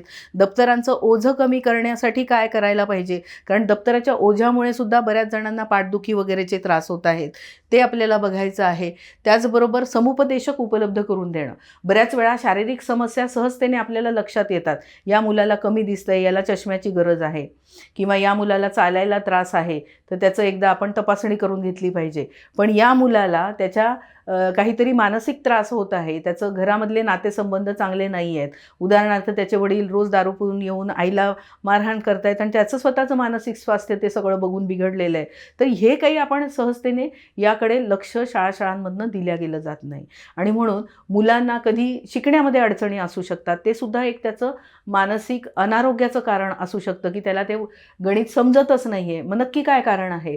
अध्ययन अक्षमता आहे का? म्हणजे असं डोळसपणे बघणं, या दृष्टिकोनातनं ही समुपदेशक वेगवेगळ्या शाळांमध्ये असावेत, मुलांना बोलतं करावं. शिक्षक म्हणून सुद्धा यामध्ये ही भूमिका महत्त्वाची आहे की आपण फक्त विषय शिकवण्याकडे लक्ष देतो की मी गणिताचा शिक्षक आहे, मी गणित शिकवायचं आहे, मी भाषेचा आहे, मी भाषा शिकवाय, परंतु आपल्याला मुलाला सर्वांगीण विकास होण्याच्या दृष्टिकोनातनं तो कसा विचार करतोय, त्याच्या भावना काय आहेत, त्याच्याशी गप्पा मारणं, त्याला काही समस्या आहेत का हे जाणून घेणं, हेही महत्त्वाचं आहे. दिव्यांग विद्यार्थ्यांवरती सुद्धा आपलं लक्ष असलं पाहिजे. वेगवेगळ्या प्रकारची 21 दिव्यांगत्व आहेत, त्या प्रकारे त्या मुलांच्या शिकण्याच्या गरजा भिन्न भिन्न आहेत. त्यांना शारीरिक जी आव्हानं आहेत ती आव्हानं पेलत शिकायचं आहे. त्यामुळे त्यांच्या शिकवण्याच्या पद्धती ह्या दिव्यांगत्व प्रकारानुसार वेगवेगळ्या असणार आहेत. आणि या सगळ्यांना आपण म्हणतोय की समावेशित म्हणून समावेशित करून घ्यायचं आहे, म्हणून सर्वसामान्य शाळांमध्ये शिकवायचं आहे. म्हणजे आपला शिक्षक इतका सक्षम असला पाहिजे की या 21 प्रकारच्या दिव्यांगत्वानुसार जी भिन्न भिन्न मुलं त्या वर्गामध्ये येणार आहेत त्याप्रमाणे त्या मुलांना शिकवण्याची शिक्षकामध्ये ती क्षमता असली पाहिजे. शाळेत सर्वसमावेशक आणि काळजीवाहू संस्कृती असली पाहिजे की प्रत्येक मुलाला असं वाटलं पाहिजे की ही माझी शाळा आहे, इथे माझी काळजी घेतली जाते, मी इथं सुरक्षित आहे सर्व अर्थाने. आणि ही सगळी अशी भावना त्याच्यामध्ये असणं हेही तितकंच महत्त्वाचं आहे. आणि प्रत्येक विद्यार्थी हा निरोगी राहण्यासाठी, त्याचं आरोग्य चांगलं राहण्यासाठी जशा आरोग्यदायी सवयी त्याला असल्या पाहिजेत, तसाच त्याचा पोषक आहार त्याला दर दिवशी मिळाला पाहिजे. पोषण चांगलं असेल, भरणपोषण त्याचं लहान वयोगटापासून चांगलं झालं तर त्याचा मेंदू विकास चांगला होतो, आणि मेंदू विकास चांगला झाला तर त्याचं शिकणं चांगलं होतं. आणि म्हणून या स्वास्थ्यावरती सुद्धा लक्ष देणं हे अत्यंत महत्त्वाचं मुद्दा यामध्ये शिफारसीमध्ये आपल्याला दिसून येतो. थोडक्यात काय तर सर्वसमावेशक विचार हा व्यक्तीच्या विकासाचा केलेला आहे. आता वेगवेगळ्या आपण सारखं वारंवार बोलत आहोत की मुलांना इंडिपेंडंट थिंकर केलं पाहिजे, ते स्वतंत्र विचार करणारे व्यक्ती झाले पाहिजेत, शिकावं कसं त्यांना कळलं पाहिजे, अध्यापनाच्या प्रक्रियांमध्ये बदल करायला पाहिजेत, अनुभवाधारित शिक्षण दिलं पाहिजे, मुलांना करून पाहण्याच्या संधी अधिक दिल्या पाहिजेत. मग हे सगळं करायचं तर नेमकं नाविन्यपूर्ण अध्यापनशास्त्र काय आहे, काय बदल करायचे आहेत आपल्याला याच्यामध्ये. तर अनुभवात्मक अध्ययन म्हणजे काय तर मुलांना वेगवेगळे प्रकल्प देणं, तुम्ही हे करून पहा. उदाहरणार्थ आता पावसाळा आलेला आहे तर आज किती पाऊस पडला, कसं पर्जन्यमान मोजलं जातं ते मुलांना सांगणं, ते मोजा आणि सांगा. किंवा एखाद्या ठिकाणी तुम्हाला आता परसबागेमध्ये झाड लावायचं आहे, तुम्हाला पालक लावायचं आहे, तर पालक हे कोणत्या महिन्यामध्ये लावलं तर पालकाचं पीक चांगलं येणार आहे, त्याला मातीचा कस कसा असावा लागणार आहे, हे सगळं मुलांना सांगणं, त्यावेळी प्रश्न विचारणं, अशा पद्धतीने करून पाहण्याच्या संधी द्यायच्या आहेत. आपण म्हणतो की कला एकात्म अध्ययन मुलांना शिकवायचं आहे, मग शिल्पकृती करून पाहणं, चित्र काढून पाहणं, गाणी म्हणून पाहणं, गोष्टी लिहून पाहणं, कथा ऐकणं, कथा दुसऱ्याला सांगणं, हे सगळं अनुभवाधारित शिक्षणामध्ये आपल्याला घेता येईल. आणि म्हणून मुलांना जे जे आवडतं ते आपण कसं करायला शाळांमध्ये देऊ शकू, शाळेबाहेर देऊ शकू, हा विचार खूप महत्त्वाचा आहे. म्हणजे मग वेगवेगळ्या अध्यापनाच्या पद्धती आपल्याला कळतील. समवयस्कातील अभ्यासालाही प्रोत्साहन द्यायचे. बऱ्याच वेळा आपण शिक्षक म्हणून आपली ही धारणा असते की मी शिकवलं तरच समोरचे विद्यार्थी शिकणार आहेत. तर सगळ्यात मोठा हा गैरसमज आहे आणि तो आपण दूर करायचा आहे. आणि सगळ्यात महत्त्वाचं आपण लक्षात ठेवायचं आहे की मूल स्वतः शिकू शकतं, फक्त त्याला अनुकूल वातावरण निर्माण करून देणं, कंडिजिव्ह एन्व्हायरमेंट करून देणं हे महत्त्वाचं आहे. आणि मग त्यामध्ये मुलं स्वतःच्या समवयस्कांबरोबर अधिक गतीने शिकतात. तुम्ही त्याला जर गणित शिकवत आहात आणि त्याला अनेक वेळा सांगूनही समजत नाही, तेच जर तुम्ही त्याला सांगितलं की तू याच्याबरोबर बस, तुम्ही दोघं जण बसा, हा खूप छान करतोय, तो तुला सांगेल, तर तुम्हाला खरंच फरक दिसून येईल की त्या विद्यार्थ्यांनी त्याच्याकडनं पटकन शिकून घेतलेला आहे. कारण त्यांची वेवलेंथ जुळत असते. कितीही आपण प्रयत्न केले ते हा फरक दिसतो. आणि जगाला दिलेली मॉनिटोरियल शिक्षण पद्धती ही भारताची आहे हे आपण विसरता कामा नये. कारण गुरुकुल पद्धतीमधनं ही मॉनिटोरियल पद्धत आली होती की ज्याला चांगलं येतं आहे त्यांनी इतर सहअध्यायांना शिकवणं, तोही उपयोग आपण यामध्ये करून घेऊ शकतो. त्याचबरोबर दप्तरमुक्त दिन दरवर्षी किमान 10 दप्तरमुक्त दिन असावेत अशी यामध्ये योजना केलेली आहे किंवा शिफारस केलेली आहे. आणि त्यामागचा उद्देश काय आहे की त्या दिवशी कुठलाही अभ्यासाचा ताण मुलांना असता कामा नये, तर त्यांना जे वाटतंय ते मुक्तपणे शिकण्याचं संधी त्यांना देता येणं. आजपर्यंत काय झालं आहे की आपण शिक्षक म्हणून हा विचार करतो की मी अध्यापन केलं तर मुलं शिकणार आहेत, म्हणजे अध्यापन मी काय केलं आहे याच्याचकडे आपलं लक्ष असतं की माझा आता प्रथम सत्राचा अभ्यास झालेला आहे, माझे 10 धडे शिकवून झाले. पण त्याचवेळी आपण याच्याकडे दुर्लक्ष करतो की मुलं काय शिकत आहेत. तर आपला पॅराडाईम शिफ्ट कुठे आहे की मुलं काय शिकत आहेत याकडे लक्ष देणं, मी किती शिकवलं आहे यापेक्षा त्यांना काय समजलं आहे, ते काय करू शकतात, त्याच्याकडे कुठले कौशल्य आलेत, त्याला कुठलं वेगळं ज्ञान मिळालेलं आहे याकडे लक्ष देणं हे खूप महत्त्वाचं आहे. आणि म्हणून विद्यार्थी हा स्वयं अध्ययनार्थी कसा होईल, सेल्फ लर्नर कसा होईल हे आपल्याला बघायचं आहे. त्या दृष्टीने हा दप्तरमुक्त दिन आपल्याला उपयोगाला आणता येईल. यासाठी समाजामधले जे वेगवेगळे व्यावसायिक आहेत त्यांना शाळेमध्ये बोलवणं.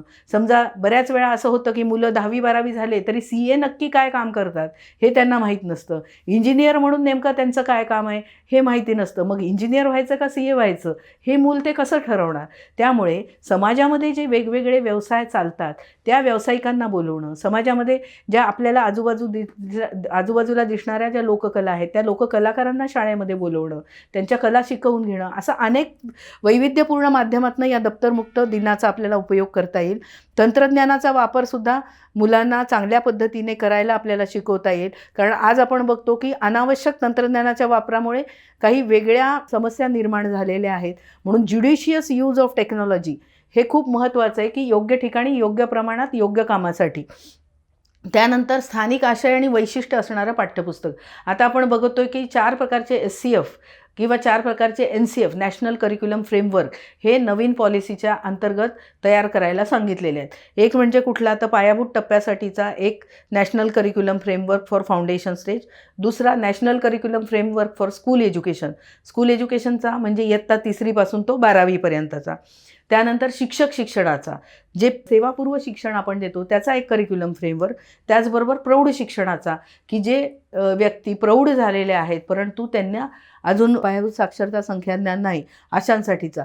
मग हे 4 प्रकारचे अभ्यासक्रम तयार करायचे. त्याचबरोबर अभ्यासक्रम फ्रेमवर्क नंतर पुढचा टप्पा काय आहे, तर अभ्यासक्रम आणि पाठ्यक्रम तयार करणं. ते झाल्यानंतर पाठ्यपुस्तकं तयार करणं. मग पाठ्यपुस्तकं तयार करत असताना आपल्याला हा विचार करायचा आहे की आपली स्थानिक परिस्थिती काय आहे, आजूबाजूला कुठले प्रकारचे लोक राहतात, त्याचबरोबर इथे कुठले सण उत्सव साजरे केले जातात, इथे कुठली वेगवेगळी प्रार्थना स्थळं आहेत, या सगळ्यांचा समावेश करून घेऊन तिथले कुठले कला प्रकार आहेत हे सगळं घेऊन स्थानिक आशयाशी निगडीत असा आशय आपल्याला पाठ्यपुस्तकात घ्यायचा आहे. त्याचबरोबर लोकल टू ग्लोबल हे असं करावं लागणार आहे, कारण आता आपण जागतिकीकरणाकडे वाटचाल करत आहोत. त्यामुळे स्थानिक हे हा आशय घालत असतानाच जागतिक समस्यांचं ज्ञानसुद्धा मुलांना असावं. त्याचबरोबर त्यांना या स्थानिक समस्या सोडवता याव्यात, स्थानिक कलाप्रकार कळावे, स्थानिक संस्कृती कळावी, या दृष्टीने या आशयाचं महत्त्व अनन्यसाधारण आहे. तर पाठ्यपुस्तकं करत असताना अनावश्यक त्यामध्ये आशय असणार नाही आणि खूप विषयांची भाऊगर्दी ही त्या स्तरावरती करायची गरज नाही. कारण आपण काय म्हणतोय की विद्यार्थी हा स्वयं अध्ययनार्थी व्हावा, सेल्फ लर्नर व्हावा. याचा उद्देश काय, की अनेक विषय त्यांनी स्वतः शिकते व्हावेत. सगळे पाठ्यपुस्तकं म्हणूनच यावेत असं काही नाही. आणि म्हणून हे जे आपण म्हणतोय की शाळांमधले अनुभव हे खूप महत्त्वाचे असणार आहेत. दीक्षासारख्या प्लॅटफॉर्मवरती अनेक विषय असे आहेत की जे मुलं सेल्फ लर्निंग करू शकतात. स्वयंसारखा प्लॅटफॉर्म आहे ज्याच्यावरती शिक्षक स्वतः शिकू शकतात. त्यामुळे अनेक भाषांच्या आता ॲप्स आलेले आहेत. मध्यंतरी एक इतर बहुजन मागास विभागातर्फे आश्रमशाळातील विद्यार्थ्यांसाठी एक शिक्षण परिषद घेण्यात आली. त्यामध्ये त्या विद्यार्थ्यांना बोलवलेलं होतं. एक अगदी 4थी 5वी 7वीतले विद्यार्थी होते आणि त्यांना मंचावरती बोलवून तुम्ही आत्ता सध्या स्वतः काय शिकत आहात असा प्रश्न त्या मुलाखत घेणाऱ्या व्यक्तीने केल्यानंतर त्यातला एक मूल म्हणालं, मी सध्यानं जपानी शिकत आहे. दुसरं मूल म्हणालं की मी आता भोजपुरीवर काम करत आहे. हे सगळे महाराष्ट्रातल्या मुलांचं सांगत आहे मी तुम्हाला. मग नंतर आम्ही त्यांच्याशी चर्चा केली. म्हटलं तुम्ही हे कसं शिकत आहात एवढ्या वेगवेगळ्या भाषा? ते म्हणाले या सगळ्या ॲप्स आहेत. म्हणजे आता स्वतः शिकण्यासाठी कुणीतरी शिक्षकच मला मिळाला पाहिजे असं आपण थांबण्याची आवश्यकता नाही. तर कितीतरी गोष्टी तंत्रज्ञानाच्या माध्यमातून स्वतः मुलांना शिक्षकांना शिकता येणार आहेत आणि त्या संधी आपण घेऊन स्वतःला समृद्ध करण्याची गरज आहे. उदयास येणाऱ्या क्षेत्रांमध्ये भारताचं भवितव्य आणि भारताच्या नेतृत्वाची भूमिका विचारात घेऊन कुठले विषय किंवा कोणत्या बाबी यामध्ये समावेशित करायच्या आहेत हेही सांगितलेलं आहे. एकीकडे आपण काय म्हणतोय की आपली मुलं या शिक्षण प्रणालीतनं विकसित होताना त्यांना नैतिक अधिष्ठान हे भारतीय मूल्य आणि संस्कृतीचं असलं पाहिजे. त्याचबरोबर ती जागतिक आव्हानं पेलण्यासाठी सक्षम पण झाली पाहिजेत. जगामध्ये आता सक्षमपणे जगण्यासाठी समस्या निराकरण कौशल्य, चिंतनशील विचार करणं, सर्जनशील विचार करणं, त्याचबरोबर कम्युनिकेशन स्किल आपलं चांगलं असणं, इंटरपर्सनल रिलेशन्स चांगलं असणं, हे सगळं जसं आवश्यक आहे तसंच त्यांना coding, machine learning, design thinking, computing हे सगळी कौशल्यसुद्धा आली पाहिजेत. आणि त्या दृष्टिकोनातनं हे सगळे विषय, समकालीन विषय ज्याला आपण म्हणूया ते घातले पाहिजेत. आता ChatGPT आलं आहे किंवा आर्टिफिशियल इंटेलिजन्स ज्याला आपण कृत्रिम बुद्धिमत्ता म्हणतोय. मग हे सगळं आल्यानंतर सुद्धा याला कशा पद्धतीने आपण सामोरं जायचं आहे हे सगळं मुलांना शिक्त करण्याच्या दृष्टीने या विषयांचा समावेश हा भविष्यवेध लक्षात घेऊन करणं आवश्यक असल्याचं पॉलिसीमध्ये सांगितलेलं आहे. तसंच जे आपण म्हणतोय की भारतीय प्राचीन ज्ञान हे सुद्धा ज्या पद्धतीने पुढील पिढीपर्यंत संक्रमित व्हायला पाहिजे होतं, ज्या प्रमाणामध्ये व्हायला पाहिजे होतं, त्यामध्ये कुठेतरी आपण मागे पडलेलो आहोत असं लक्षात येतं. तो आपण कोविड काळामध्ये बघितलं की जेव्हा लोक चाचपडत होते की कशा पद्धतीने याला सामोरं जायचं, एवढा ज्याला आपण म्हणूया एपिडेमिक आलेला आहे, त्यावेळी आपल्याकडे योगशास्त्र सिद्ध होतं, त्याचबरोबर आयुर्वेद सिद्ध होतं. त्यामुळे वेगवेगळ्या काढ्यांच्या माध्यमातून आयुर्वेदाचा उपयोग हा जागतिक पातळीवर अनेक देशात झाल्याचा आपल्याला दिसला.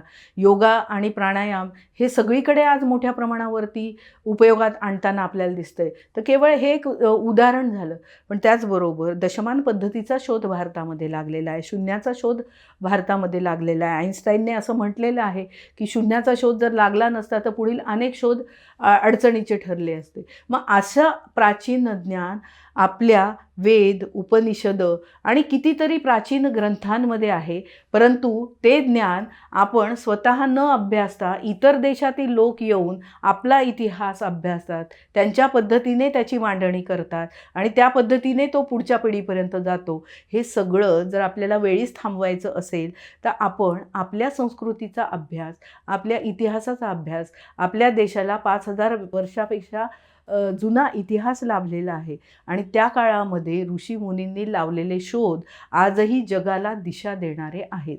आणि ते जर बघितलं तर सुश्रुत असेल, चरक असेल किंवा पतंजली असेल, असे कितीतरी व्यक्ती आपल्याला सांगता येतील की त्या काळामध्ये केलेले शोध हे आजसुद्धा आपल्याला उपयोगात आणता येतील आणि ते कुठेतरी आपलं सुटत चाललेलं आहे. त्याच्यामुळे प्राचीन ज्ञानाचा अभ्यास करणं, त्याचा यथोचित समावेश अभ्यासक्रमामध्ये असणं, आपल्याला कुठेही असं म्हणायचं नाही आहे की जे भारतीय आहे ते चांगलं आहे. आपल्याला हे म्हणायचं आहे की जे उत्तम आहे आपल्या देशामधलं आणि जे जगालासुद्धा उपयोगाला येईल ते सगळं पुढील पिढीपर्यंत जाण्यासाठी आपली काही विशिष्ट योजना असली पाहिजे, त्याचा अभ्यास झाला पाहिजे, त्याचा अभ्यासक्रमामध्ये समावेश असला पाहिजे आणि ते मुलांनी पुढे नेलं पाहिजे. आता यामध्ये जी भारतीय पारंपरिक मूल्य आहेत, संविधानक मूल्य आहेत, ही रुजवणूक केवळ शाब्दिक अनुभूतीतनं होणार नाही, तर ज्याच्या आचरणाचं आपण अनुकरण करू शकतो तो आचार्य आहे. त्याच्यामुळे आचार्य म्हणून शिक्षकाकडे या धोरणाने खूप सकारात्मकतेने बघितलेलं आहे की शिक्षकाच्या ज्या सेवा शर्ती आहेत त्या चांगल्या असल्या पाहिजेत. त्याच्यासाठी शिक्षण सेवक ही जी संकल्पना रुजू पाहत आहे ती नसली पाहिजे. शिक्षकांना योग्य तो सन्मान दिला गेला पाहिजे. मग त्याचं जे समाजामधलं स्थान होतं ते पुनर्स्थापित झालं पाहिजे. मग हे कशाने होणार आहे, तर जशा पद्धतीने आपण मुलांवरती संस्कार करत आहोत, जशा पद्धतीने मुलांच्या जडणघडणीमध्ये शिक्षक म्हणून आपण योगदान देत आहोत, त्या पद्धतीने जसं आपण योगदान देऊ तसं ते स्थान हे उचित किंवा सन्मानित होणार आहे किंवा वरच्या पातळीवरती जायला मदत होणार आहे. प्राचीन भारतापासून ते आधुनिक भारतापर्यंत जेवढ्या प्रकारे वेगवेगळ्या संशोधनं आपल्याकडे झालेली आहेत, आपण जर बघितलं तर नौकानयनशास्त्र असेल, जहाजशास्त्र असेल किंवा ज्याला आपण आर्किटेक्चर म्हणतो, घरबांधणीशास्त्र असेल, हे इतके प्रगत होते की आपण जर समजा हवा महल बघितला, जंतर मंतरसारखं आर्किटेक्चर बघितलं, विविध मंदिरां, आजही आपल्याला अचंबित होतं की हे असा विचार त्यांनी कसा त्या काळामध्ये केलेला आहे. म्हणजे त्या काळामध्ये विज्ञान तंत्रज्ञान किती प्रगत होतं हे आपल्याला लक्षात घ्यायची गरज आहे. आपण जर वराह मिहीरचं बघितलं तर त्यांनी पाणी शुद्ध करण्याच्या ज्या प्रक्रिया सांगितल्या आहेत त्या आजसुद्धा आपल्याला उपयोगाला येणार आहेत.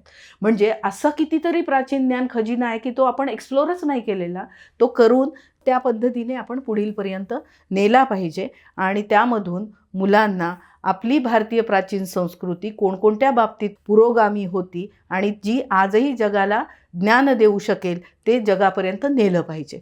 आता आपण येतोय परीक्षा पद्धती, मूल्यांकन. कारण जेव्हा आपण बघतोय की अभ्यासक्रम बदलणार आहे, पाठ्यक्रम बदलणार आहे, पाठ्यपुस्तकं बदलणार आहे, त्याच्याच लक्षून आपल्याला मूल्यांकन प्रक्रियेतही बदल करायला पाहिजे.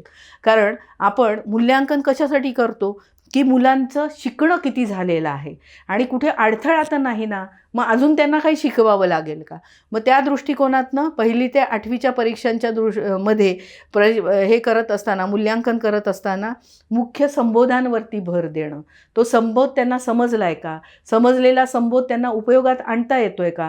कारण घेतलेलं शिक्षण जर व्यवहारामध्ये वापरता येणार नसेल तर त्या घोकंपट्टीला काही अर्थ उरणार नाही. मग त्या पद्धतीने मूल्यांकन प्रक्रियेमध्ये आपण बदल केला पाहिजे. आपण म्हणतोय की अध्ययन निष्पत्ती काय आहे हे बघून ती साध्य झाली किंवा नाही हे बघणं आणि म्हणून संपादनूक समजण्यासाठी 3री, 5वी, 8वी या प्रत्येक टप्प्यावरती सॅस, स्लॅश, नॅस यासारख्या मूल्यांकनं घेऊन त्यावेळी शिक्षण प्रक्रियेची हेल्थ काय आहे, शिक्षणाचं आरोग्य काय आहे, शिक्षण पद्धतीचं हे आपल्याला बघता आलं पाहिजे. आणि म्हणून ही मूल्यांकनं त्यावेळी घेणं हे अपेक्षित केलेलं आहे. 9वी ते 12वीच्या परीक्षांमध्ये सुधारणा करणं. 9वी ते 12वी हा सलग टप्पा म्हणून बघितलेला आहे आणि हा मुलांच्या वयोगटातील अत्यंत महत्त्वाचा टप्पा आहे. कारण 12वी नंतर ती व्यावसायिक शिक्षणासाठी जाणार आहेत, त्यांना त्यांचं करिअर घडवायचं आहे आणि म्हणून 9वी ते 12वीच्या टप्प्यामध्ये 10वी आणि 12वी या बोर्डाच्या परीक्षांना इतकं महत्त्व आलेलं आहे की त्यामुळे ते जे अवास्तव महत्त्व आलेलं असल्यामुळे मुलं अनेक प्रकारे वर्गामध्ये शाळांमध्ये थांबण्यापेक्षा ती क्लासमध्ये आपल्याला अधिक दिसत आहेत. तर ही क्लास संस्कृती कमी करणं, त्याचबरोबर 12वी नंतर खूप वेगवेगळ्या प्रकारच्या परीक्षा मुलांना द्याव्या लागतात, ज्याला आपण प्रवेश परीक्षा म्हणतो व्यावसायिक अभ्यासक्रमांसाठी. त्यामध्ये सुद्धा आपल्याला खूप विविधता दिसून येते. नवीन शैक्षणिक धोरणानुसार अध्ययन, अध्यापन, मूल्यांकन प्रक्रियेमध्ये आपण बदल करत आहोत. मूल्यांकन 3 पद्धतीने करणं अपेक्षित केलेलं आहे. एक स्वयंमूल्यांकन, आपणच आपलं विद्यार्थ्यांनी करणं. दुसरं म्हणजे अध्यायांकडनं मूल्यांकन, म्हणजे माझ्या मित्राकडनं, माझ्या मैत्रिणीकडनं मूल्यांकन करणं. आणि तिसरं म्हणजे शिक्षकांकडनं. यामागचा उद्देश काय आहे? ते मूल व्यक्ती म्हणून घडत असताना कशा पद्धतीने घडत आहे हे कळावं आणि म्हणून 360 डिग्रीमध्ये त्या व्यक्तीचा विकास बघणं. सामाजिक विकास कसा होतोय, भावनिक विकास कसा होतोय, नैतिक विकास कसा होतोय, मूल्यांचा विकास त्याच्यामध्ये कसा होत आहे, हे सगळं आपल्याला बघता यावं या दृष्टिकोनातनं हे मूल्यांकनामधले बदल अपेक्षित केलेले आहेत आणि त्याच्यासाठी राष्ट्रीय मूल्यांकन केंद्र NCERTमध्ये स्थापित होणार आहे. त्याचबरोबर प्रत्येक मुलाच्या मूल्यांकन करून 360 डिग्रीचं प्रगती पुस्तक तयार करत असताना आर्टिफिशियल इंटेलिजन्सचा सुद्धा उपयोग केला जाणार आहे आणि याला होलिस्टिक प्रोग्रेस कार्ड किंवा समग्र प्रगती पुस्तक असं म्हटलेलं आहे. आणि यामध्ये मूल लिहितंय कसं, त्याचबरोबर त्याचं निरनिराळे शालेय विषयांमधला तिची प्रगती कशी आहे हे तर बघायचंच आहे, पण त्याचबरोबर बोधात्मक, भावात्मक, सामाजिक, भावनिक, क्रियात्मक वेगवेगळ्या विकास क्षेत्रांमध्ये त्याची प्रगती कशी होत आहे हे 360 डिग्री मूल्यांकनामध्ये आपल्याला कळणार आहे. आणि म्हणून विद्यार्थी संचयिका करून त्याच्यामध्ये त्याचे जे वेगवेगळे ते प्रकल्प करत आहे किंवा वेगवेगळ्या कृतींमध्ये त्याचा सहभाग असेल, त्यावेळी त्याच्या भावनांचा सुद्धा आपण विचार करून त्या पद्धतीने त्याची मांडणी करणं अपेक्षित केलं आहे. आणि त्यातनं यामध्ये पालकांचा, शिक्षकांचा, विद्यार्थ्यांचा सगळ्यांचा सक्रिय सहभाग या मूल्यांकनामध्ये असणार आहे. आता आपण आत्तापर्यंत अध्ययनामध्ये काय बदल, अध्यापनामध्ये काय बदल, पाठ्यपुस्तकामध्ये काय बदल हे सगळं बघितलं. हे जे नवीन धोरण आहे ते नवीन धोरण 5 स्तंभांवर आधारित आहे. ॲक्सेस, इक्विटी, क्वालिटी, अफोर्डेबिलिटी आणि अकाउंटेबिलिटी. मग क्वालिटी कशाची? तर विद्यार्थ्यांची क्वालिटी, त्याची गुणवत्ता. विद्यार्थी गुणवत्ता कशाला म्हणणार आपण? की गुणवत्तापूर्ण विद्यार्थी तयार झाला असं आपण केव्हा म्हणणार? की त्या मुलाला चांगल्या पद्धतीचं जीवन जगता आलं पाहिजे, त्याच्यामध्ये मूलभूत कौशल्य असले पाहिजेत, काही व्यावसायिक कौशल्य असले पाहिजेत, त्याला अद्ययावत ज्ञान असलं पाहिजे, त्याचे इतर व्यक्तीशी आंतरव्यक्ती नातेसंबंध चांगले असले पाहिजेत आणि समाजाचा तो एक जबाबदार घटक, उत्पादक घटक म्हणून त्यांनी GDPमध्ये कॉन्ट्रीब्यूट केलं पाहिजे. असं जेव्हा आपण म्हणतोय तो झाला गुणवत्तापूर्ण विद्यार्थी. तसं आता आपल्याला शाळांच्या बाबतीमध्ये म्हणायचं आहे की शाळा, या गुणवत्तापूर्ण शाळा आपण केव्हा म्हणणार, काय काय असलं पाहिजे शाळांमध्ये संसाधनं, त्या दृष्टिकोनातनं विचार केलेला आहे. आणि म्हणून प्रत्येक शाळेला जरी शासन म्हणून आपण ठरवलं की सगळ्या सुविधा दिल्या पाहिजेत, तरीसुद्धा निधीच्या काही मर्यादा असतात आणि म्हणून काही शाळांमध्ये आपल्याला असं दिसतं की त्यावेळी रिपेअर, रिनोव्हेशन काही होऊ शकलेलं नाही वगैरे, किंवा काही शाळांमध्ये पाहिजे तेवढ्या पुरेशा वर्गखोल्या नाहीत, काही ठिकाणी हँडवॉश स्टेशन नाही, काही ठिकाणी स्वच्छतागृह पुरेशा संख्येने नाही, अशा काही भौतिक सुविधांच्या बाबतीत झालं. त्याचबरोबर असं पण होऊ शकतं की कुठे कला शिक्षक नाही, कुठे क्रीडा शिक्षक नाही, कुठे संगीताचा शिक्षक नाही, तसं मानव संसाधनाच्या संदर्भात होऊ शकतं. तर आपल्याला काय करायचं आहे, every child deserves the best, त्याला उत्तमच शिक्षण मिळालं पाहिजे. असं जर असेल तर सर्व सुविधा त्या मुलाला कशा उपलब्ध करून द्यायच्या, मग त्या मानव संसाधनाच्या संदर्भात असो किंवा त्या भौतिक सुविधांच्या संदर्भात. त्यासाठी शाळा संकुल ही संकल्पना आहे. याचा अर्थ काय, तर एक 10, 12, 15 शाळांचा जो एक गट आहे त्याची एक मुख्य शाळा म्हणून निश्चित करायची आणि त्या मुख्य शाळामध्ये या सर्व प्रकारच्या सुविधा असतील, जिथे संगणक प्रयोगशाळा असेल, विज्ञान प्रयोगशाळा असेल, गणित प्रयोगशाळा असेल, क्रीडा संकुल असेल, त्याचबरोबर भाषा प्रयोगशाळा असेल, किंवा मुलांना काही शिल्प शिकायचं आहे, चित्र शिकायचं आहे, नृत्य शिकायचं आहे, नाट्य शिकायचं, अशा सगळ्या प्रकारच्या सुविधा त्या संकुलामध्ये वेगवेगळ्या शाळांमध्ये असणं आणि त्या एकमेकांसोबत शेअर करणं. एखाद्या ठिकाणी संगीत शिक्षक आहे आणि दुसऱ्या शाळेमध्ये नाही, तर त्यांनी आठवड्याभराचं टाईम टेबल त्या संकुलामध्ये लावून घ्यायचं की आज संगीत शिक्षक कोणत्या शाळेत येणार, दुसऱ्या दिवशी कुठल्या येणार. या पद्धतीने अशा पद्धतीने रिसोर्स शेअरिंगच्या दृष्टिकोनातनं ही शाळा संकुल ही संकल्पना आली आहे. त्या माध्यमातून संसाधनांची देवाणघेवाण करून आपण प्रत्येक मुलाला सगळ्या सुविधा देऊ शकतो. त्याचबरोबर शाळेची जी सगळी वेगवेगळं इन्फ्रास्ट्रक्चर आहे की एवढे मोठ्या वर्गखोल्या आहेत, त्या ठिकाणी पाणी व्यवस्था आहे, लाईट पंखे आहेत, तर शाळेचा वेळ संपल्यानंतर ते सगळं बंद असतं किंवा ते समाजाच्या उपयोगी येत नाही. तर शाळेचा वेळ संपल्यानंतर समाजामधली जे वेगवेगळे घटक आहेत त्यांच्यासाठी सुद्धा हे सामाजिक चेतना केंद्र म्हणून शाळा उपयोगाला आणणं, तिथं संशोधनं उपयोगाला आणणं असा पण विचार यामध्ये आहे. उदाहरणार्थ आता नवभारत साक्षरता अभियानाच्या माध्यमातून जे प्रौढ निरक्षर आहेत, प्रौढ असाक्षर आहेत, त्यांना शिकवण्यासाठी हे अभियान केंद्र पातळीवरनं राज्यामधनं कार्यान्वित झालेलं आहे आणि त्या दृष्टिकोनातनं या प्रौढांना शिकवण्यासाठी या शाळेचा उपयोग करून घेऊ शकतो संसाधनांचा. असं अनेक किंवा व्यावसायिक शिक्षण द्यायचं आहे त्यासाठी आपण घेऊ शकतो. तर या दृष्टिकोनातनं शाळा कशा पद्धतीने सक्षम करता येतील हा विचार आपल्याला या शाळा संकुल संकल्पनेमध्ये दिसून येतो. शाळांची गुणवत्ता निश्चित करण्यासाठी SSSAची स्थापना करणं, त्याचबरोबर school quality assurance assessment framework निश्चित करून शाळांना ही संधी देणं की स्वयंमूल्यांकन करा. हे रुब्रिक ठरवलेले आहे, त्याचं हे निकष किंवा प्रमाणकं ठरवलेली आहेत. त्यामध्ये आपली शाळा कुठे आहे हे बघणं आणि ते प्रामाणिकपणे स्वयंमूल्यांकन करणं, त्यातल्या काही नमुना दाखल शाळांचं क्रॉस व्हेरिफिकेशन करणं, या माध्यमामधनं SSSA आणि स्क्वॅप या माध्यमातून शाळांची गुणवत्ता आपल्याला निश्चित करता येणार आहे. याचा हेतू शाळांची तपासणी करणं हा नसून आपण आहे त्यापेक्षा शाळा अधिक समृद्ध होण्यासाठी काय करायला पाहिजे, कुठे समाजाचा सहभाग घेतला पाहिजे, कशा पद्धतीने CSRच्या माध्यमातून आपल्या व्यवस्था अधिक सुदृढ केल्या पाहिजेत, हे सगळा विचार करणं हे अपेक्षित आहे. आणि सगळ्यात महत्त्वाचं म्हणजे काय तर खाजगी शाळा आणि सरकारी शाळा या दोन्हीसाठी सुद्धा आपल्याला एकसारखेच निकष या ठिकाणी वापरायचे आहेत. नवीन राष्ट्रीय शैक्षणिक धोरणाचा एक महत्त्वाचा पैलू म्हणजे प्रत्येक मुलाला इयत्ता 5वीपर्यंत आणि शक्य झाल्यास 8वीपर्यंत मातृभाषेतनं शिक्षण मिळालं पाहिजे. मातृभाषा, स्थानिक भाषा किंवा प्रादेशिक भाषा ही जर माध्यम भाषा असेल तो मूल अधिक चांगल्या पद्धतीने शिकू शकतं.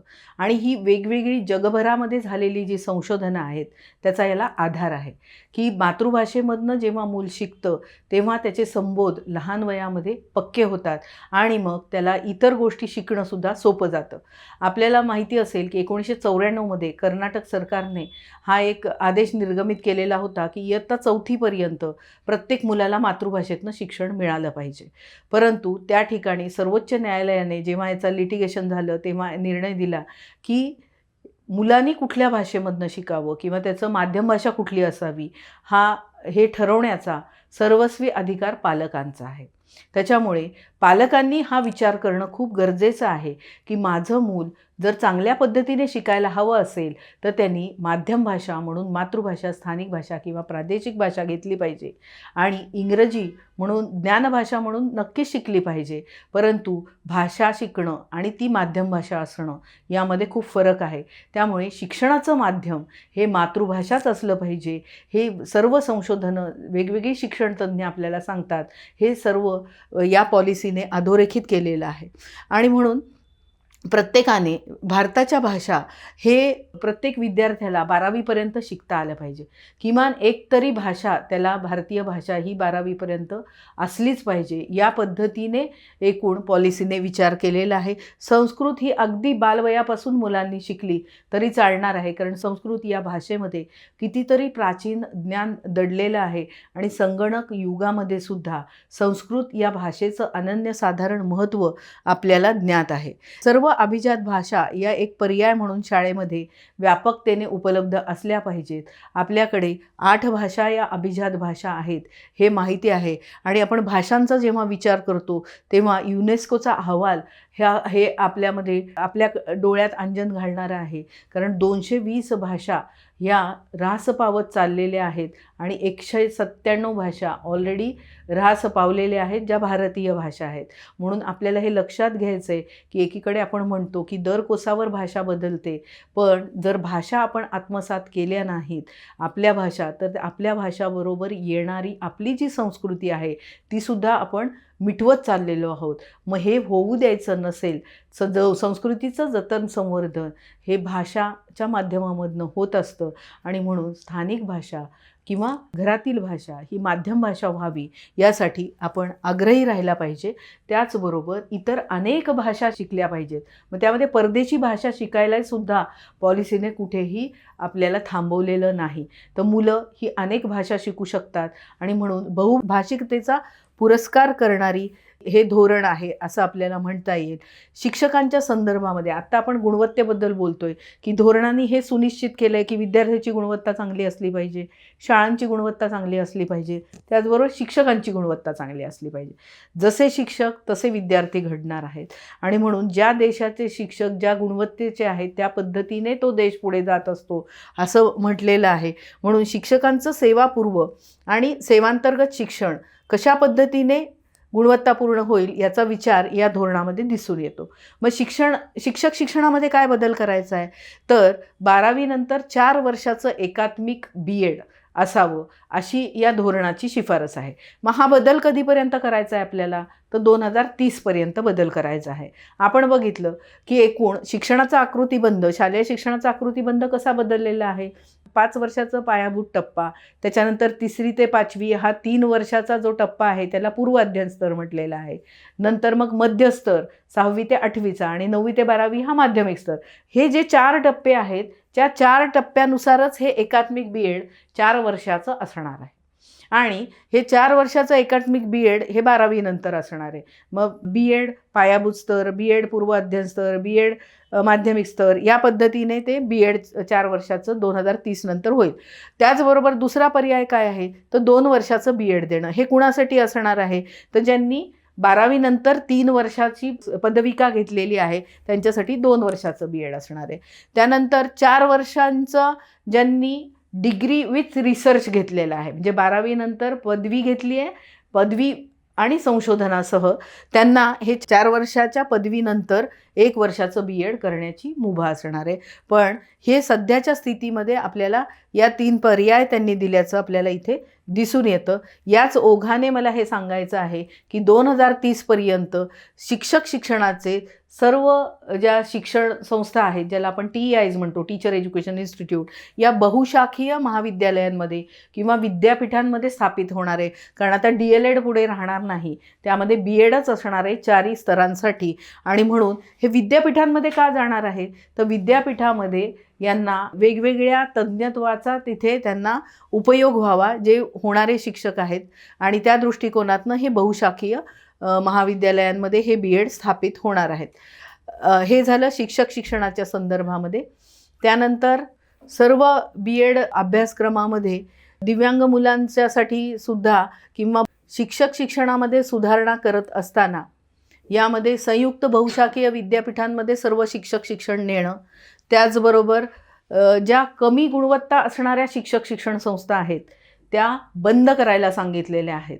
आज आपण बघतो की देशपातळीवरती वेगवेगळ्या राज्यांमध्ये सबस्टँडर्ड टीचर एज्युकेशन इन्स्टिट्यूट्स आहेत आणि म्हणून जर अशा गुणवत्ता नसलेल्या शिक्षक शिक्षण संस्था असतील तर त्या सगळ्यात पहिले बंद केल्या पाहिजेत आणि स्किल गॅप ॲनालिसिस करून आपल्याला त्या पद्धतीने हे प्री सर्व्हिस एज्युकेशन रिफॉर्म केलं पाहिजे. त्याचबरोबर डिमांड अँड सप्लायचा अभ्यास केला पाहिजे की किती शिक्षकांची गरज आहे त्या प्रमाणामध्ये शिक्षक तयार होणं आणि ते फक्त चांगल्या दर्जा असणाऱ्या शिक्षक संस्थांमधनं होणं या दृष्टिकोनातनं भर दिलेला आहे. म्हणजे सेवापूर्व शिक्षण जेव्हा चांगलं होईल त्याच पद्धतीने आपल्याला शालेय शिक्षण सुधारल्याचं सुद्धा दिसणार आहे. आणि म्हणून शिक्षक भरती आणि नेमणूक प्रक्रियासुद्धा खूप ट्रान्सपरंट आणि गुणवत्तापूर्ण असावी याच्याकडे सुद्धा पॉलिसीने लक्ष दिल्याचं आपल्याला दिसतं. सरकारी आणि खाजगी दोन्ही शाळांमधील पायाभूत पूर्वतयारी, मध्य आणि माध्यमिक या स्तरावरील शिक्षकांसाठी शिक्षक पात्रता चाचणी घेण्यात येणार आहे. TET घेतल्याशिवाय कुणाचीही भरती केल्या जाणार नाही किंवा TETच्या आधारेच त्यांना सेवापूर्व शिक्षणाला प्रवेश दिला जाणार आहे. त्याचबरोबर त्यांच्यासाठी काही वेगवेगळ्या प्रकारचे अभ्यासक्रमसुद्धा NCT सारखी जी संस्था आहे त्यांनी तयार करणं की जसं दिव्यांग मुलांचं शिक्षण आहे त्याच्यासाठीचे शिक्षक तयार होण्यासाठीचा वेगळा अभ्यासक्रम असणं, त्याचबरोबर जे शिक्षक नियुक्त झालेले आहेत त्यांच्या नेमणुकीच्या वेळीसुद्धा त्यांची परीक्षा घेणं, त्याचबरोबर त्यांचा एखादा लेसन बघणं आणि त्या लेसन बघितल्यानंतर प्रत्यक्ष ते पाठ कसा घेत आहेत हे बघून ते फीडबॅक देण्यासाठी किंवा तो पाठ कसा झाला यासाठी विद्यार्थ्यांचे सुद्धा अभिप्राय घेणं, अशा काही नव्याने पद्धती यामध्ये सुचवलेल्या आहेत. आणि NCTEची सुद्धा पुनर्रचना, national council for teacher education, जी संस्था शिक्षणाचं व्यवस्थापन करते, शिक्षण संस्थांचं देशभरामध्ये, त्याचंसुद्धा रिस्ट्रक्चरिंग करणं आणि प्रोफेशनल स्टँडर्ड सेटिंग बॉडी म्हणून ती देशपातळीवरती पुनर्रचित करणं, ही सगळी अपेक्षा केलेली आहे. यामध्ये आपल्याला शिक्षकांचं सक्षमीकरण हे 2 पद्धतीने करायचं आहे. जसं सेवापूर्व शिक्षण कसं असावं यामध्ये आपण बघितलं, तसंच जे शिक्षक सेवेत आलेले आहेत त्यांचंसुद्धा सक्षमीकरण कसं करता येईल याचा विचार यामध्ये दिलेला आहे. की शिक्षकांच्या गरजेनुसार तंत्रज्ञान आधारित सर्वसमावेशक नियोजन करणं, स्वयंसारखा प्लॅटफॉर्म असेल, दीक्षासारखा प्लॅटफॉर्म असेल, किंवा आज ओपन रिसोर्सेस इतके आहेत की शिक्षक स्वतः सेल्फ लर्निंगच्या माध्यमामधून सक्षम करू शकतात. त्याचबरोबर ज्या शाळांमध्ये आपल्याला आता 6वीपासूनच व्यावसायिक शिक्षण द्यायचं आहे, त्यामुळे शिक्षक स्वतःला अधिक समृद्ध करू शकतात की वेगवेगळ्या व्यावसायिक शाळांमध्ये बोलवता येणं हा एक पर्याय आहेच. पण त्याचबरोबर ज्या शिक्षकाला ज्या व्यवसायामध्ये गती आहे त्या पद्धतीने त्यांनी त्याचं अधिकचं ज्ञान घेणं. आपण म्हणतो एकीकडे की बहुभाषा मुलांना शिकवल्या पाहिजेत, त्यामुळे शिक्षकांनी सुद्धा अनेक भाषा शिकल्या पाहिजेत. कारण जितके आपण विषय शाळेमध्ये शिकण्याची संधी देणार आहोत तितके शिक्षक आपल्याला शाळेत देता येतील की नाही ही शक्यता कमी आहे. म्हणून असलेल्या शिक्षकांनी त्यांची कौशल्य वाढवणं हे खूप महत्त्वाचं आहे. आणि त्या दृष्टिकोनातनं त्यांना दरवर्षी 50 तासाचा सातत्यपूर्ण व्यावसायिक विकासाची संधी मिळालीच पाहिजे, हे सुद्धा यामध्ये अधोरेखित केलेलं आहे.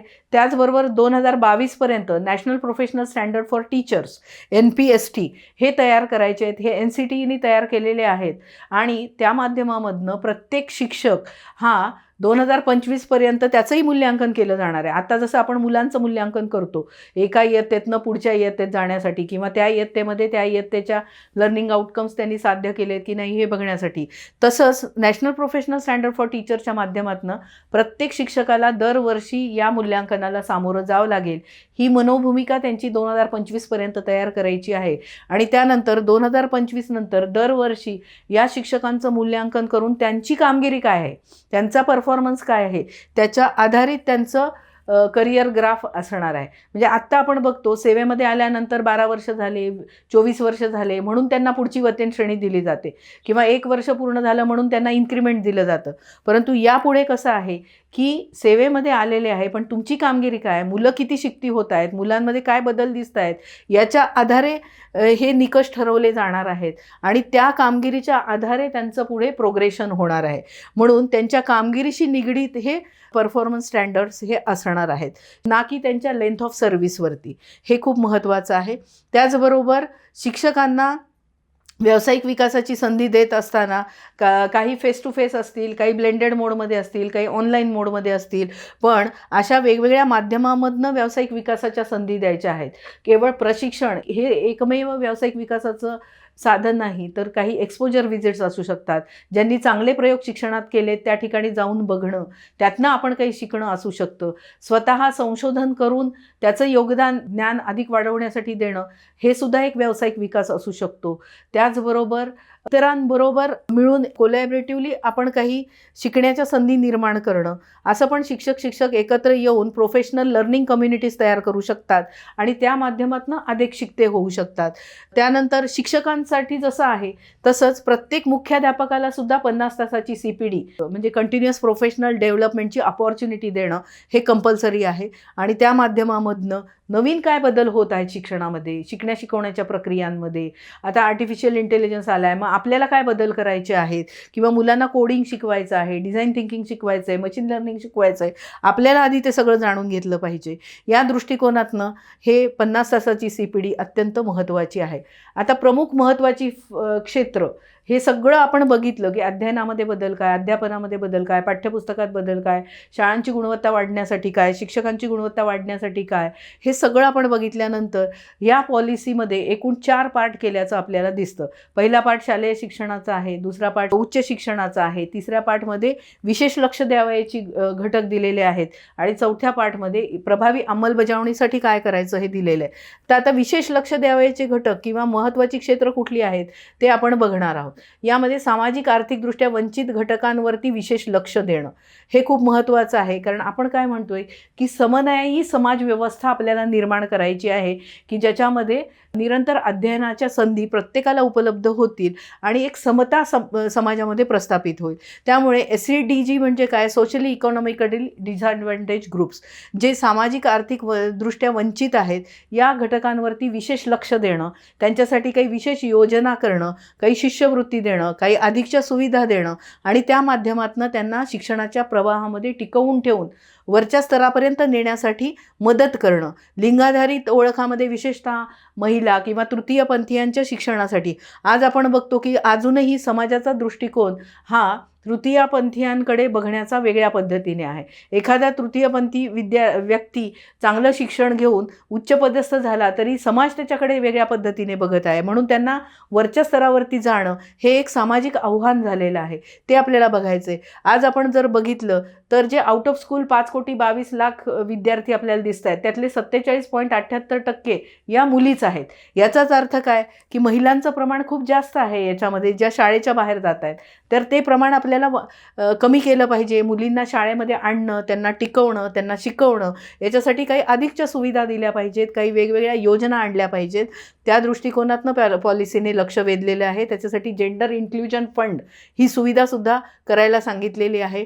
त्याचबरोबर अनुसूचित जाती, जमाती, मागासवर्ग, अल्पसंख्याक हा जो वंचित समाज आहे त्यांना शिक्षणाच्या प्रवाहामध्ये आणणं, त्यांना टिकवणं, त्यांना चांगलं शिकवणं, गुणवत्तापूर्ण शिक्षण देऊन त्यांच्या पायावर उभं करून एक उत्पादनक्षम घटक म्हणून समाजामध्ये प्रस्थापित करणं हे सगळं महत्त्वाचं असल्याने त्यांच्यासाठीच्या काही स्कीम्स अधिक सुधारित करणं, त्याचबरोबर ग्रामीण किंवा लहान नगरातील किंवा आकांक्षित जिल्ह्यातील विद्यार्थ्यांकडे विशेष लक्ष देणं, यासाठीच्या काही योजना करणं, किंवा जी अक्षमता वेगवेगळ्या पद्धतीने मुलांच्या शिकण्यामध्ये आहे, अध्ययन सुद्धा काही विद्यार्थी असतात त्यांच्याकडे विशेष लक्ष देऊन त्यांना सामावून घेणं, किंवा जी काही सामाजिक आर्थिक परिस्थिती असल्यामुळे ते शिक्षणापासून दूर आहेत, उदाहरणार्थ सातत्याने स्थलांतर होणारा समाज असेल किंवा असुरक्षित वातावरणातील मुलं आहेत, वीटभट्टी कामगार असतील किंवा फटाक्यांच्या दुकानामध्ये काम करणारे मुलं असतील, फटाक्यांच्या फॅक्टरीमध्ये काम करणारे मुलं असतील किंवा मानवी तस्करीचे बळी झालेले विद्यार्थी असतील किंवा शहरी भागातील बालभिकारी यासारखे जे वंचित आहेत शिक्षणापासून सामाजिक आर्थिक परिस्थितीमुळे, त्यांना समावेशित करून घेण्यासाठी विशेष विचार करून काही योजना आखणं, याकडे लक्ष देण्यासाठी त्या राज्यांनी काम करण्याची गरज आणि शिफारसी या धोरणामध्ये आपल्याला दिसून येतात. त्यानंतर समता प्रस्थापित करण्यासाठी आणि त्याची सस्टेन होण्यासाठी, त्याची शाश्वती मिळण्यासाठी काही उपक्रम सुचवलेले आहेत.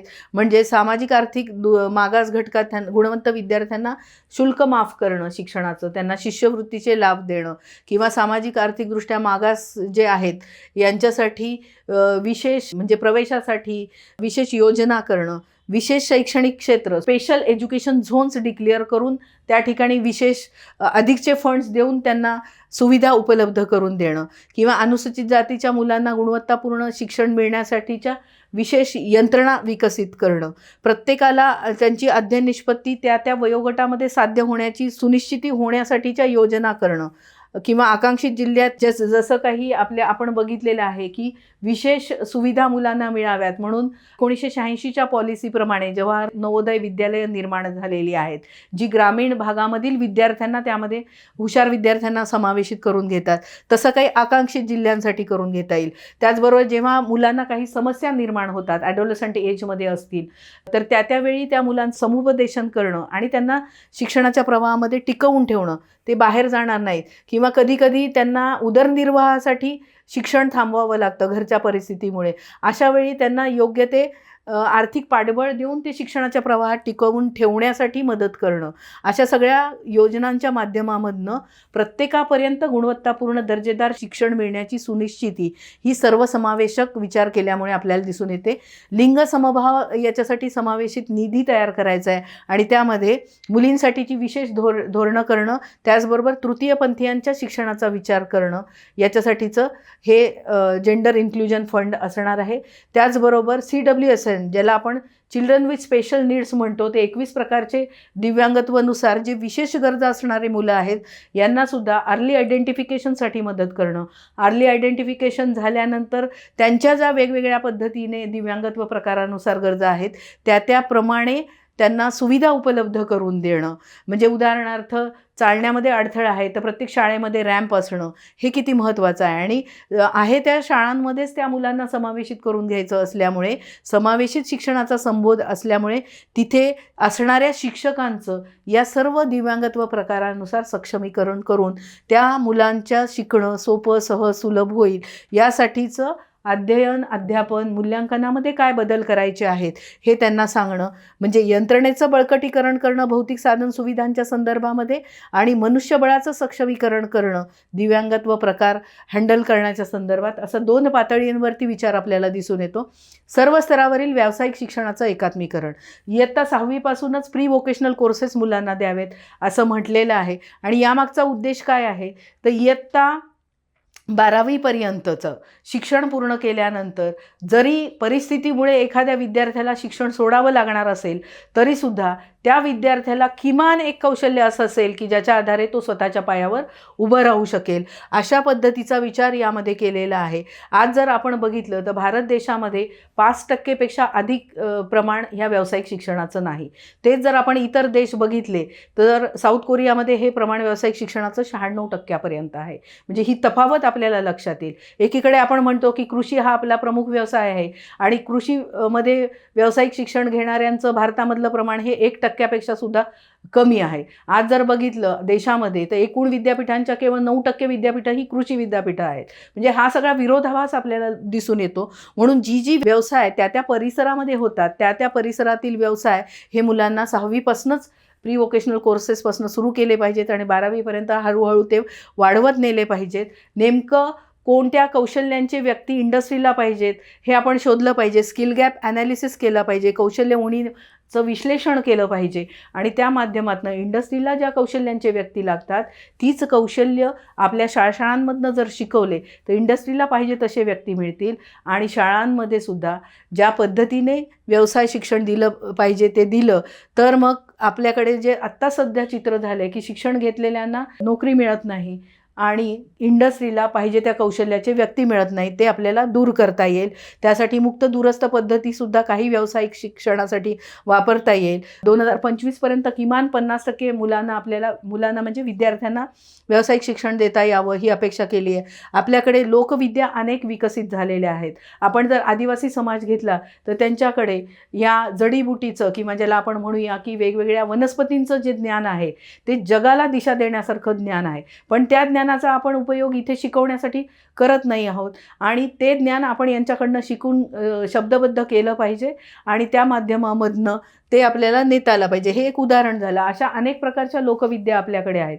64 कला, 14 विद्या याचा आपण पाहिजे तसा उपयोग करून घेतलेला नाही. 64 कलामध्ये सुद्धा त्या काळामध्ये विकसित झालेल्या यामध्ये सुद्धा कितीतरी व्यवसाय आहेत. वाणगी दाखल सांगायचं झालं तर आपण जर बघितलं तर आत्ता आपण म्हणतोय की प्रदूषण टाळलं पाहिजे, पर्यावरणाचा विकास केला पाहिजे आणि म्हणून कृत्रिम रंग होळीला वापरण्याच्या ऐवजी आपण नैसर्गिक रंग वापरले पाहिजे. पण 64 कलांपैकी एक कला अशी आहे की निसर्गातील वेगवेगळ्या पानाफुलांपासून रंग निर्मिती करणं किंवा ते प्राचीन ज्ञान आपण बघत नाही आहोत आणि म्हणून 14 विद्या 64 कला काय आहेत हे आपण बघितलं पाहिजे.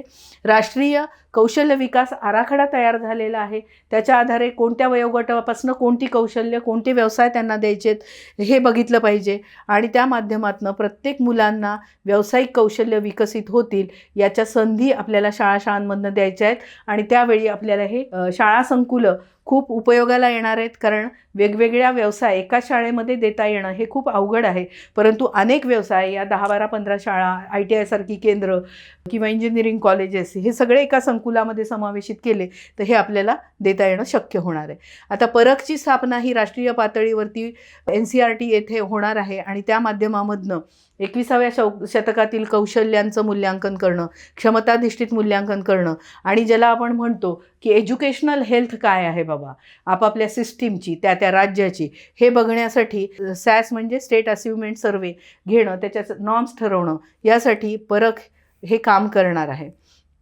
त्यानंतर जे विद्यार्थी एकमेवाद्वितीयत्व आहेत किंवा जे प्रतिभा संपन्न आहेत, त्यांच्याकडे काही ना काहीतरी विशेष बुद्धिमत्ता आहे, त्या विद्यार्थ्यांचा वेगळा विचार हा फार कमी प्रमाणात केला जातो. उदाहरणार्थ आत्ताच्या स्थितीत जर बघितलं तर त्यांच्यासाठी नॅशनल टॅलेंट सर्च परीक्षा किंवा काही ऑलिम्पियाड अशा किंवा स्कॉलरशिप परीक्षा अशा पद्धतीने घेतल्या जातात.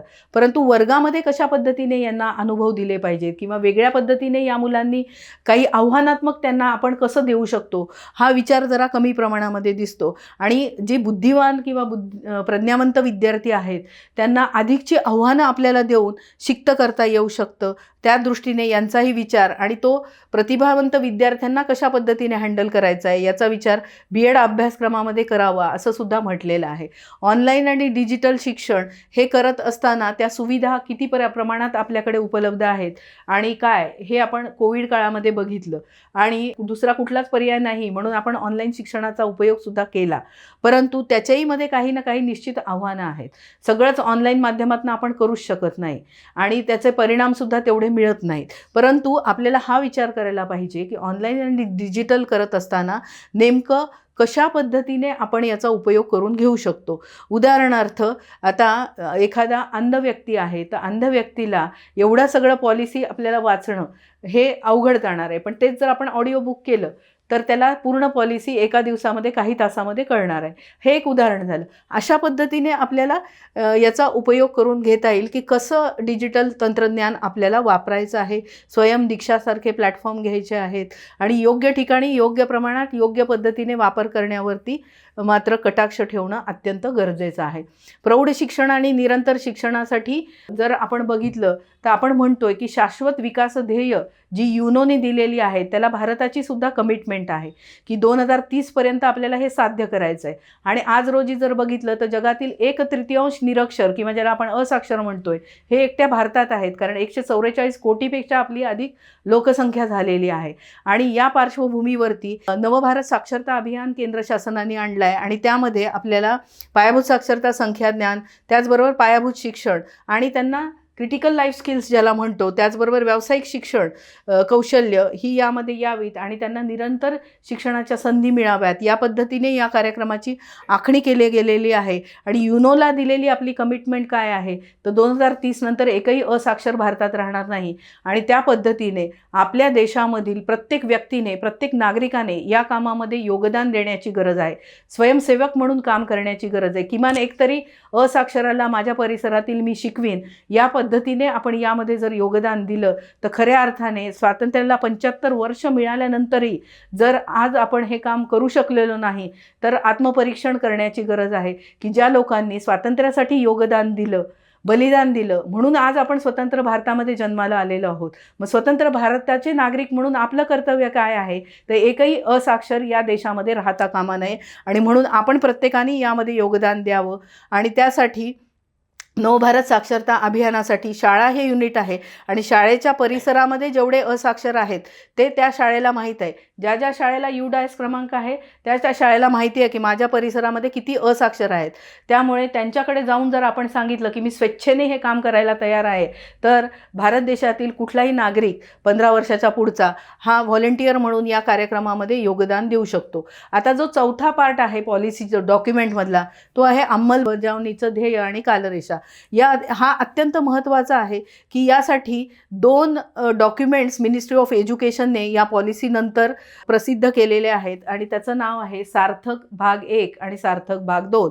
आणि या सार्थक डॉक्युमेंट्समध्ये एकूण पूर्ण जेवढं पॉलिसीमधल्या शिफारसी आहेत त्या सगळ्या शिफारसी या टास्कमध्ये डिव्हाइड केलेल्या आहेत. म्हणजे कार्य कोणतं कार्य करायचं आहे तर त्या 297 टास्कमध्ये विभागणी केलेलं भाग 1 आणि भाग 2 सार्थकमध्ये आहे. आणि अशी एक कालरेषा जशी दिलेली आहे तसं त्या सार्थक डॉक्युमेंटमध्ये काय दिलं आहे की उदाहरणार्थ शाळाबाह्य मुलं शाळेत आणणं हे 100% साध्यता करायची आहे. आणि ही जर आपल्याला 2022पर्यंत करायची आहे तर ती कुठल्या संस्थेने करायची आहे त्या राज्यांमध्ये, या पद्धतीने कुणी करायची, कोणत्या टाईमलाईनमध्ये करायची आणि कोणती टास्क करायची हे सगळं या सार्थक डॉक्युमेंटमध्ये दिलेलं आहे. तसंच पॉलिसी डॉक्युमेंट्समध्ये सुद्धा अंमलबजावणीच्या कालरेषा दिल्या आहेत. थोडं कोविडमुळे हे सगळं पुढे गेलेलं आहे. जे ज्यावेळी व्हायचं त्याच्यात 1-2 वर्षांनी थोडं पुढे गेलं आहे, काही हरकत नाही. पण त्यावेळी निदान आपलं हे होणं हे फार महत्त्वाचं आहे. कारण आपण बघतो की धोरण म्हणून शिफारशी खूप चांगल्या असतात. याच्या आधी 2 धोरणं स्वातंत्र्योत्तर काळात होऊन गेली पण 100% साध्यता आपल्याला मिळालेली नाही. आणि म्हणून हा विचार केलेला आहे की अंमलबजावणीमध्ये ज्या त्रुटी असतात त्या दूर करण्यासाठी एक कृती आराखडा तयार करणं, त्याच्या जबाबदाऱ्या देणं आणि त्या टाईमलाईनमध्ये होत आहेत का या सबटास्कच्या माध्यमामधनं पुढे नेणं आणि त्या दृष्टिकोनातनं ही सगळी कालरेषा आपल्याला दिसून येत आहे. आणि या अंमलबजावणीच्या नुसार त्या ठिकाणी त्यावेळी हे होत गेलं तर आपल्याला ही पॉलिसीची अंमलबजावणी प्रभावी झालं असं म्हणता येणार आहे. एकदा सर्व गोष्टीचं सार सांगत असताना मला हेच सांगायचं आहे की एकूण आपल्या देशामधलं हे 3रं धोरण आहे. आणि याची प्रमुख वैशिष्ट्य काय आहेत हे बघायला जाण्यापूर्वी जर पहिलं धोरण 1968मध्ये आलं त्या धोरणामध्ये म्हटलं होतं की एकूण GDPच्या 6% गुंतवणूक आपली ही शिक्षणावरती असली पाहिजे. दुसरं धोरण 1986ला आलं आणि या धोरणामध्ये सुद्धा एकूण GDPच्या 6% शिक्षणावरती खर्च व्हावा असं म्हटले. आता हे 3रं धोरण 34 वर्षानंतर आलं दुसऱ्या धोरणाच्या आणि यामध्ये सुद्धा 6% गुंतवणूक ही शिक्षणावर GDPच्या 6% असली पाहिजे हे म्हटलेलं आहे. प्रत्यक्ष वस्तुस्थिती जेव्हा आपण बघतो तेव्हा आपल्याला असं लक्षात येतं की साधारणपणे 2.7% ही भारताच्या एकूण GDPच्या गुंतवणूक ही शिक्षणावरती आहे. आणि तेच जर आपण फिनलँडसारखं राष्ट्र घेतलं तर तिथे 7.2% आहे. आणि म्हणून यामध्ये बदल करण्याची निश्चितच गरज आहे कारण या पूर्ण धोरणाचं इम्प्लिमेंटेशन प्रभावी होण्यासाठी. पण याचा अर्थ असा नाही की जर निधी आला नाही तर आपण काही गोष्टी करू शकत नाही. काही गोष्टी निश्चितच अशा आहेत की ज्या निधी निरपेक्ष आपण करू शकतो. उदाहरणार्थ शिक्षक हा सुविधादाता झाला पाहिजे, तो फॅसिलिटेटर असला पाहिजे. विद्यार्थ्यांना चांगलं शिकण्याच्या संधी निर्माण केल्या पाहिजेत आणि अध्यापनापेक्षा अध्ययन अधिक कसं घडेल याकडे लक्ष दिलं पाहिजे. त्याचबरोबर दुसरं, शाळा हे संधींचं केंद्र झालं पाहिजे. शिकण्याच्या विविध संधी, चित्रकला शिका, नाट्यकला शिका, नृत्य शिका, शिल्पकला शिका, कथाकथन शिका वगैरे वगैरे. म्हणजे अशा विविध प्रकारच्या गोष्टी शिकण्याचं केंद्र म्हणजे शाळा व्हायला पाहिजे आहे. आणि त्याच्यासाठी आपण समाजातल्या अनेक स्वेच्छेने काम करणाऱ्या व्यक्तींची सुद्धा मदत करून घेऊ शकतो. सांगण्याचं तात्पर्य हे की एक दृष्टी आपल्याला या धोरणाने दिलेली आहे आणि आपापल्या पद्धतीने आपण ज्या भूमिकेत आहोत ती भूमिका समजून घेऊन जर आपण हे प्रभावीपणे क्रियान्वित करण्याचं ठरवलं तर उद्याचा भारत हा वेगळा असणार आहे. कारण आपण स्वप्न या धोरणाच्या माध्यमातून हे बघितलेलं आहे की भारत एक जागतिक ज्ञानसत्ता व्हावा. आज आपण असं म्हणत आहोत की 5व्या स्तरावरती आपली जगामधली अर्थव्यवस्था होत आहे, पण त्याच्यावर आपल्याला समाधान मानायचं नाही आहे. कारण आपल्याला काय हवं आहे तर 2047पर्यंत आपला देश विकसित राष्ट्र म्हणून जगामध्ये अभिमानाने उभा राहिला पाहिजे. आणि तसं असेल तर डॉक्टर के. कस्तुरीरंगन यांनी हे धोरणाची आखणी करताना हे स्वप्न पाहिलेलं आहे की no other education system in the globe should be higher than education system of India. म्हणजे आपल्या देशाची शिक्षण पद्धती ही कुठल्याही देशाच्या शिक्षण पद्धतीपेक्षा दुय्यम असणार नाही तर ती अव्वल दर्जाची असेल. कारण त्याला भारतीय संस्कृती आणि मूल्यांचं अधिष्ठान असेल आणि त्याचबरोबर जागतिक आव्हानं पेलण्यास आपले विद्यार्थी हे सक्षम असतील.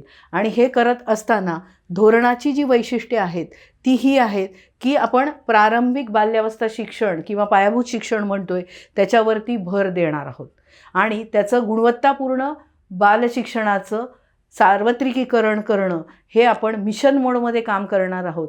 कारण डॉक्टर बाबासाहेब आंबेडकर विद्यापीठ दिल्ली येथील संशोधन सांगतं की ज्या बालकांना हे प्रारंभिक बाल्यावस्था आणि शिक्षण मिळालेलं आहे ती बालकं पुढील काळामध्ये शाळेमध्ये टिकण्याचं प्रमाण चांगलं आहे. शाळेमध्ये शिकण्याचं प्रमाण चांगलं असल्यामुळे त्यांची संपादनूक चांगली आहे. आणि हे सगळं हेकमनच्या संशोधनामध्ये सुद्धा आपल्याला दिसून येतं की अपवर्ड मोबिलिटी ही चांगली राहते. आणि म्हणून आपण सर्वजण मिळून प्रारंभिक बाल्यावस्था शिक्षणामध्ये वय वर्ष 3लाच मुलं शाळेमध्ये कशी येतील यासाठी प्रयत्न करणार आहोत. 3 ते 4साठी बालवाटिका 1, 4 ते 5साठी बालवाटिका 2, 5 ते 6साठी बालवाटिका 3, त्याला जोडून पहिली आणि दुसरी असा सलग टप्पा, याला आपण पायाभूत शिक्षण म्हणत आहोत.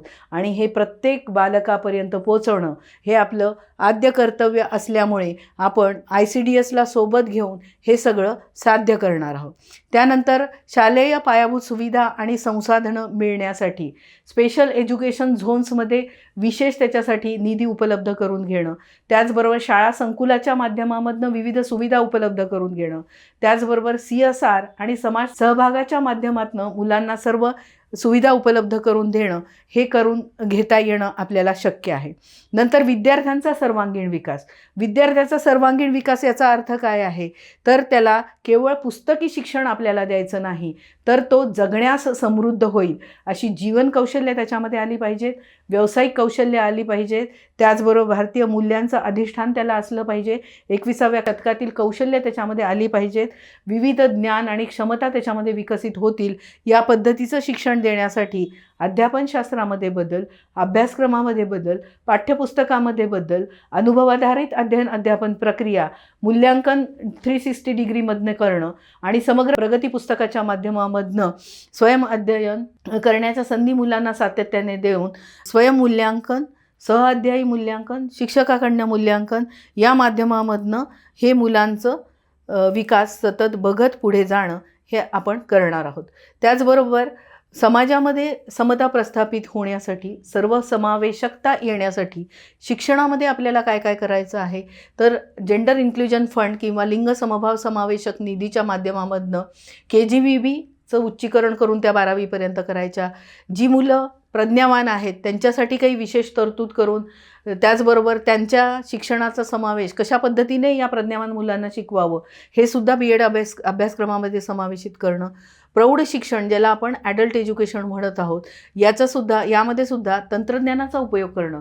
हे बघा, जेव्हा आपल्याला स्वातंत्र्य मिळालं तेव्हा साक्षरता प्रसारित करणं हा आपला हेतू होता.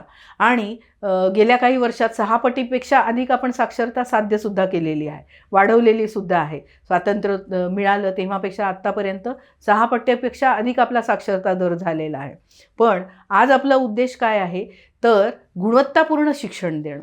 आणि म्हणून हा उद्देश आपला बदललेला आहे. आणि त्या दृष्टिकोनातनं प्रौढ शिक्षण घेत असताना सुद्धा केवळ त्यांना सही करता येणं, स्वतःचं नाव लिहिता येणं किंवा लिहिता वाचता येणं एवढा मर्यादित हेतू ठेवलेला नाही, तर त्यामध्ये आर्थिक साक्षरता त्यांना येणं, डिजिटल साक्षरता त्यांना येणं, क्रिटिकल लाईफ स्किल्स त्यांच्यामध्ये असणं, व्यावसायिक कौशल्य त्यांच्यामध्ये असणं, कुटुंब आणि समाज जीवन चांगलं होण्यासाठी ते काय करू शकतात हे योगदान कळणं, असा सर्वसमावेशी विचार या ॲडल्ट एज्युकेशनमध्ये सुद्धा केलेला आहे. त्यानंतर मूल्यांकनाबद्दल आपण बोललेलो आहोत की परख या संस्थेमार्फत एज्युकेशनल हेल्थ दरवर्षी बघितली जाऊन त्या पद्धतीने इंटरव्हेन्शन्स पुढे केले जाणार आहेत. आणि प्रत्येक मूल चांगल्या पद्धतीने पुढे शिकत आहे याची सुनिश्चिती करण्यासाठी याचा उपयोग केला जाणार आहे. त्यानंतर अभ्यासक्रम आणि अध्यापनशास्त्रीय आराखडाच आपण 5+3+3+4 करत आहोत. त्यामागचा उद्देश गेल्या काही काळामध्ये झालेली मज्जा मानसशास्त्रातील शिक्षणशास्त्रातील संशोधनाचा त्याला आधार आहे. आणि त्यामुळे मूल चांगल्या पद्धतीने शिकण्याच्या दृष्टीने हे करिक्युलर पेडागॉजिकल स्ट्रक्चर आपल्याला दिल्याचं आपल्याला दिसतं. आणि त्या माध्यमामधनं आपण माध्यमिक शिक्षणाचं सार्वत्रिकीकरण करणं, उच्च शिक्षणाचा GER 50% नेता येणं हे खूप महत्त्वाचं आहे. GER 50% न्यायचा याचा अर्थ काय की ज्या मुलांनी पहिलीमध्ये प्रवेश घेतलेला आहे त्यांनी उच्च शिक्षण घेतल्याचं प्रमाण हे 50% आपल्याला न्यायचं आहे, जे आता 28.7% आहे. तर नंतरचं वैशिष्ट्य काय आहे या धोरणाचं, तर शिक्षण. सेवापूर्व पण शिक्षणाची गुणवत्ता वाढली पाहिजे म्हणून सबस्टँडर्ड इन्स्टिट्यूट्स बंद केल्या पाहिजेत.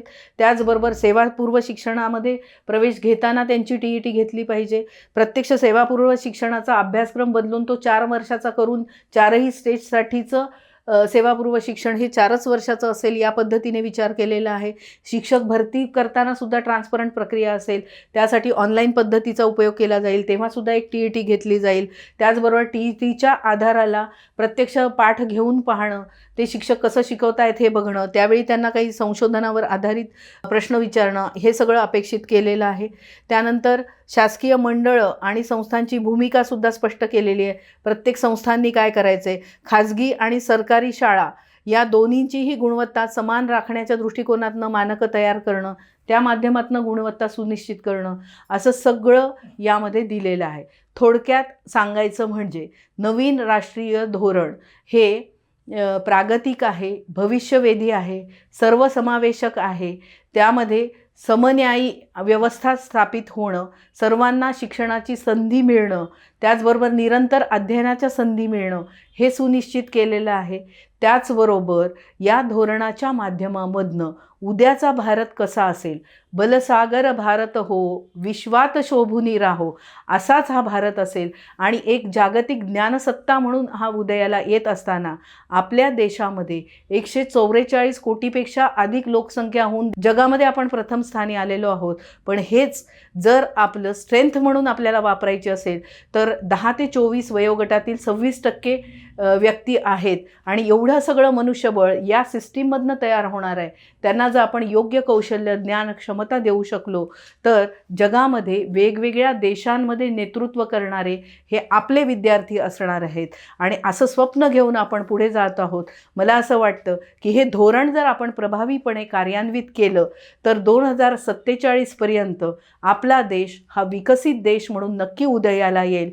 त्यामुळे हे धोरण पुढे नेण्यासाठी जे सहभागीधारक आहेत, पालक, शिक्षक, विद्यार्थी, संस्थाचालक, त्याचबरोबर प्रशासनातील अधिकारी, विविध विभाग जसं सामाजिक न्याय असेल, त्याचबरोबर अल्पसंख्याक विभाग, इतर मागास बहुजन विभाग, त्याचबरोबर ग्रामविकास विभाग, ज्या विभाग ICDS विभाग, ज्या विभागामार्फत मुलांचं शिक्षण चालू आहे त्या सर्वांनी जर आपण एकत्र आलो तर निश्चितपणे हे धोरण आपण प्रभावीपणे कार्यान्वित करू शकतो. यामध्ये स्वयंसेवी संस्थांचंही आपण योगदान घेऊ शकतो. कौशल्य विकास विभाग आपल्याकडे वेगळ्याने स्थापित झालेला आहे, दिव्यांगांचा विभाग आपल्याकडे आहे. या सर्वांना सोबत घेऊन हे स्वप्न आपण निश्चित साकार करूया. त्यासाठी सर्वांना मनपूर्वक शुभेच्छा. धन्यवाद.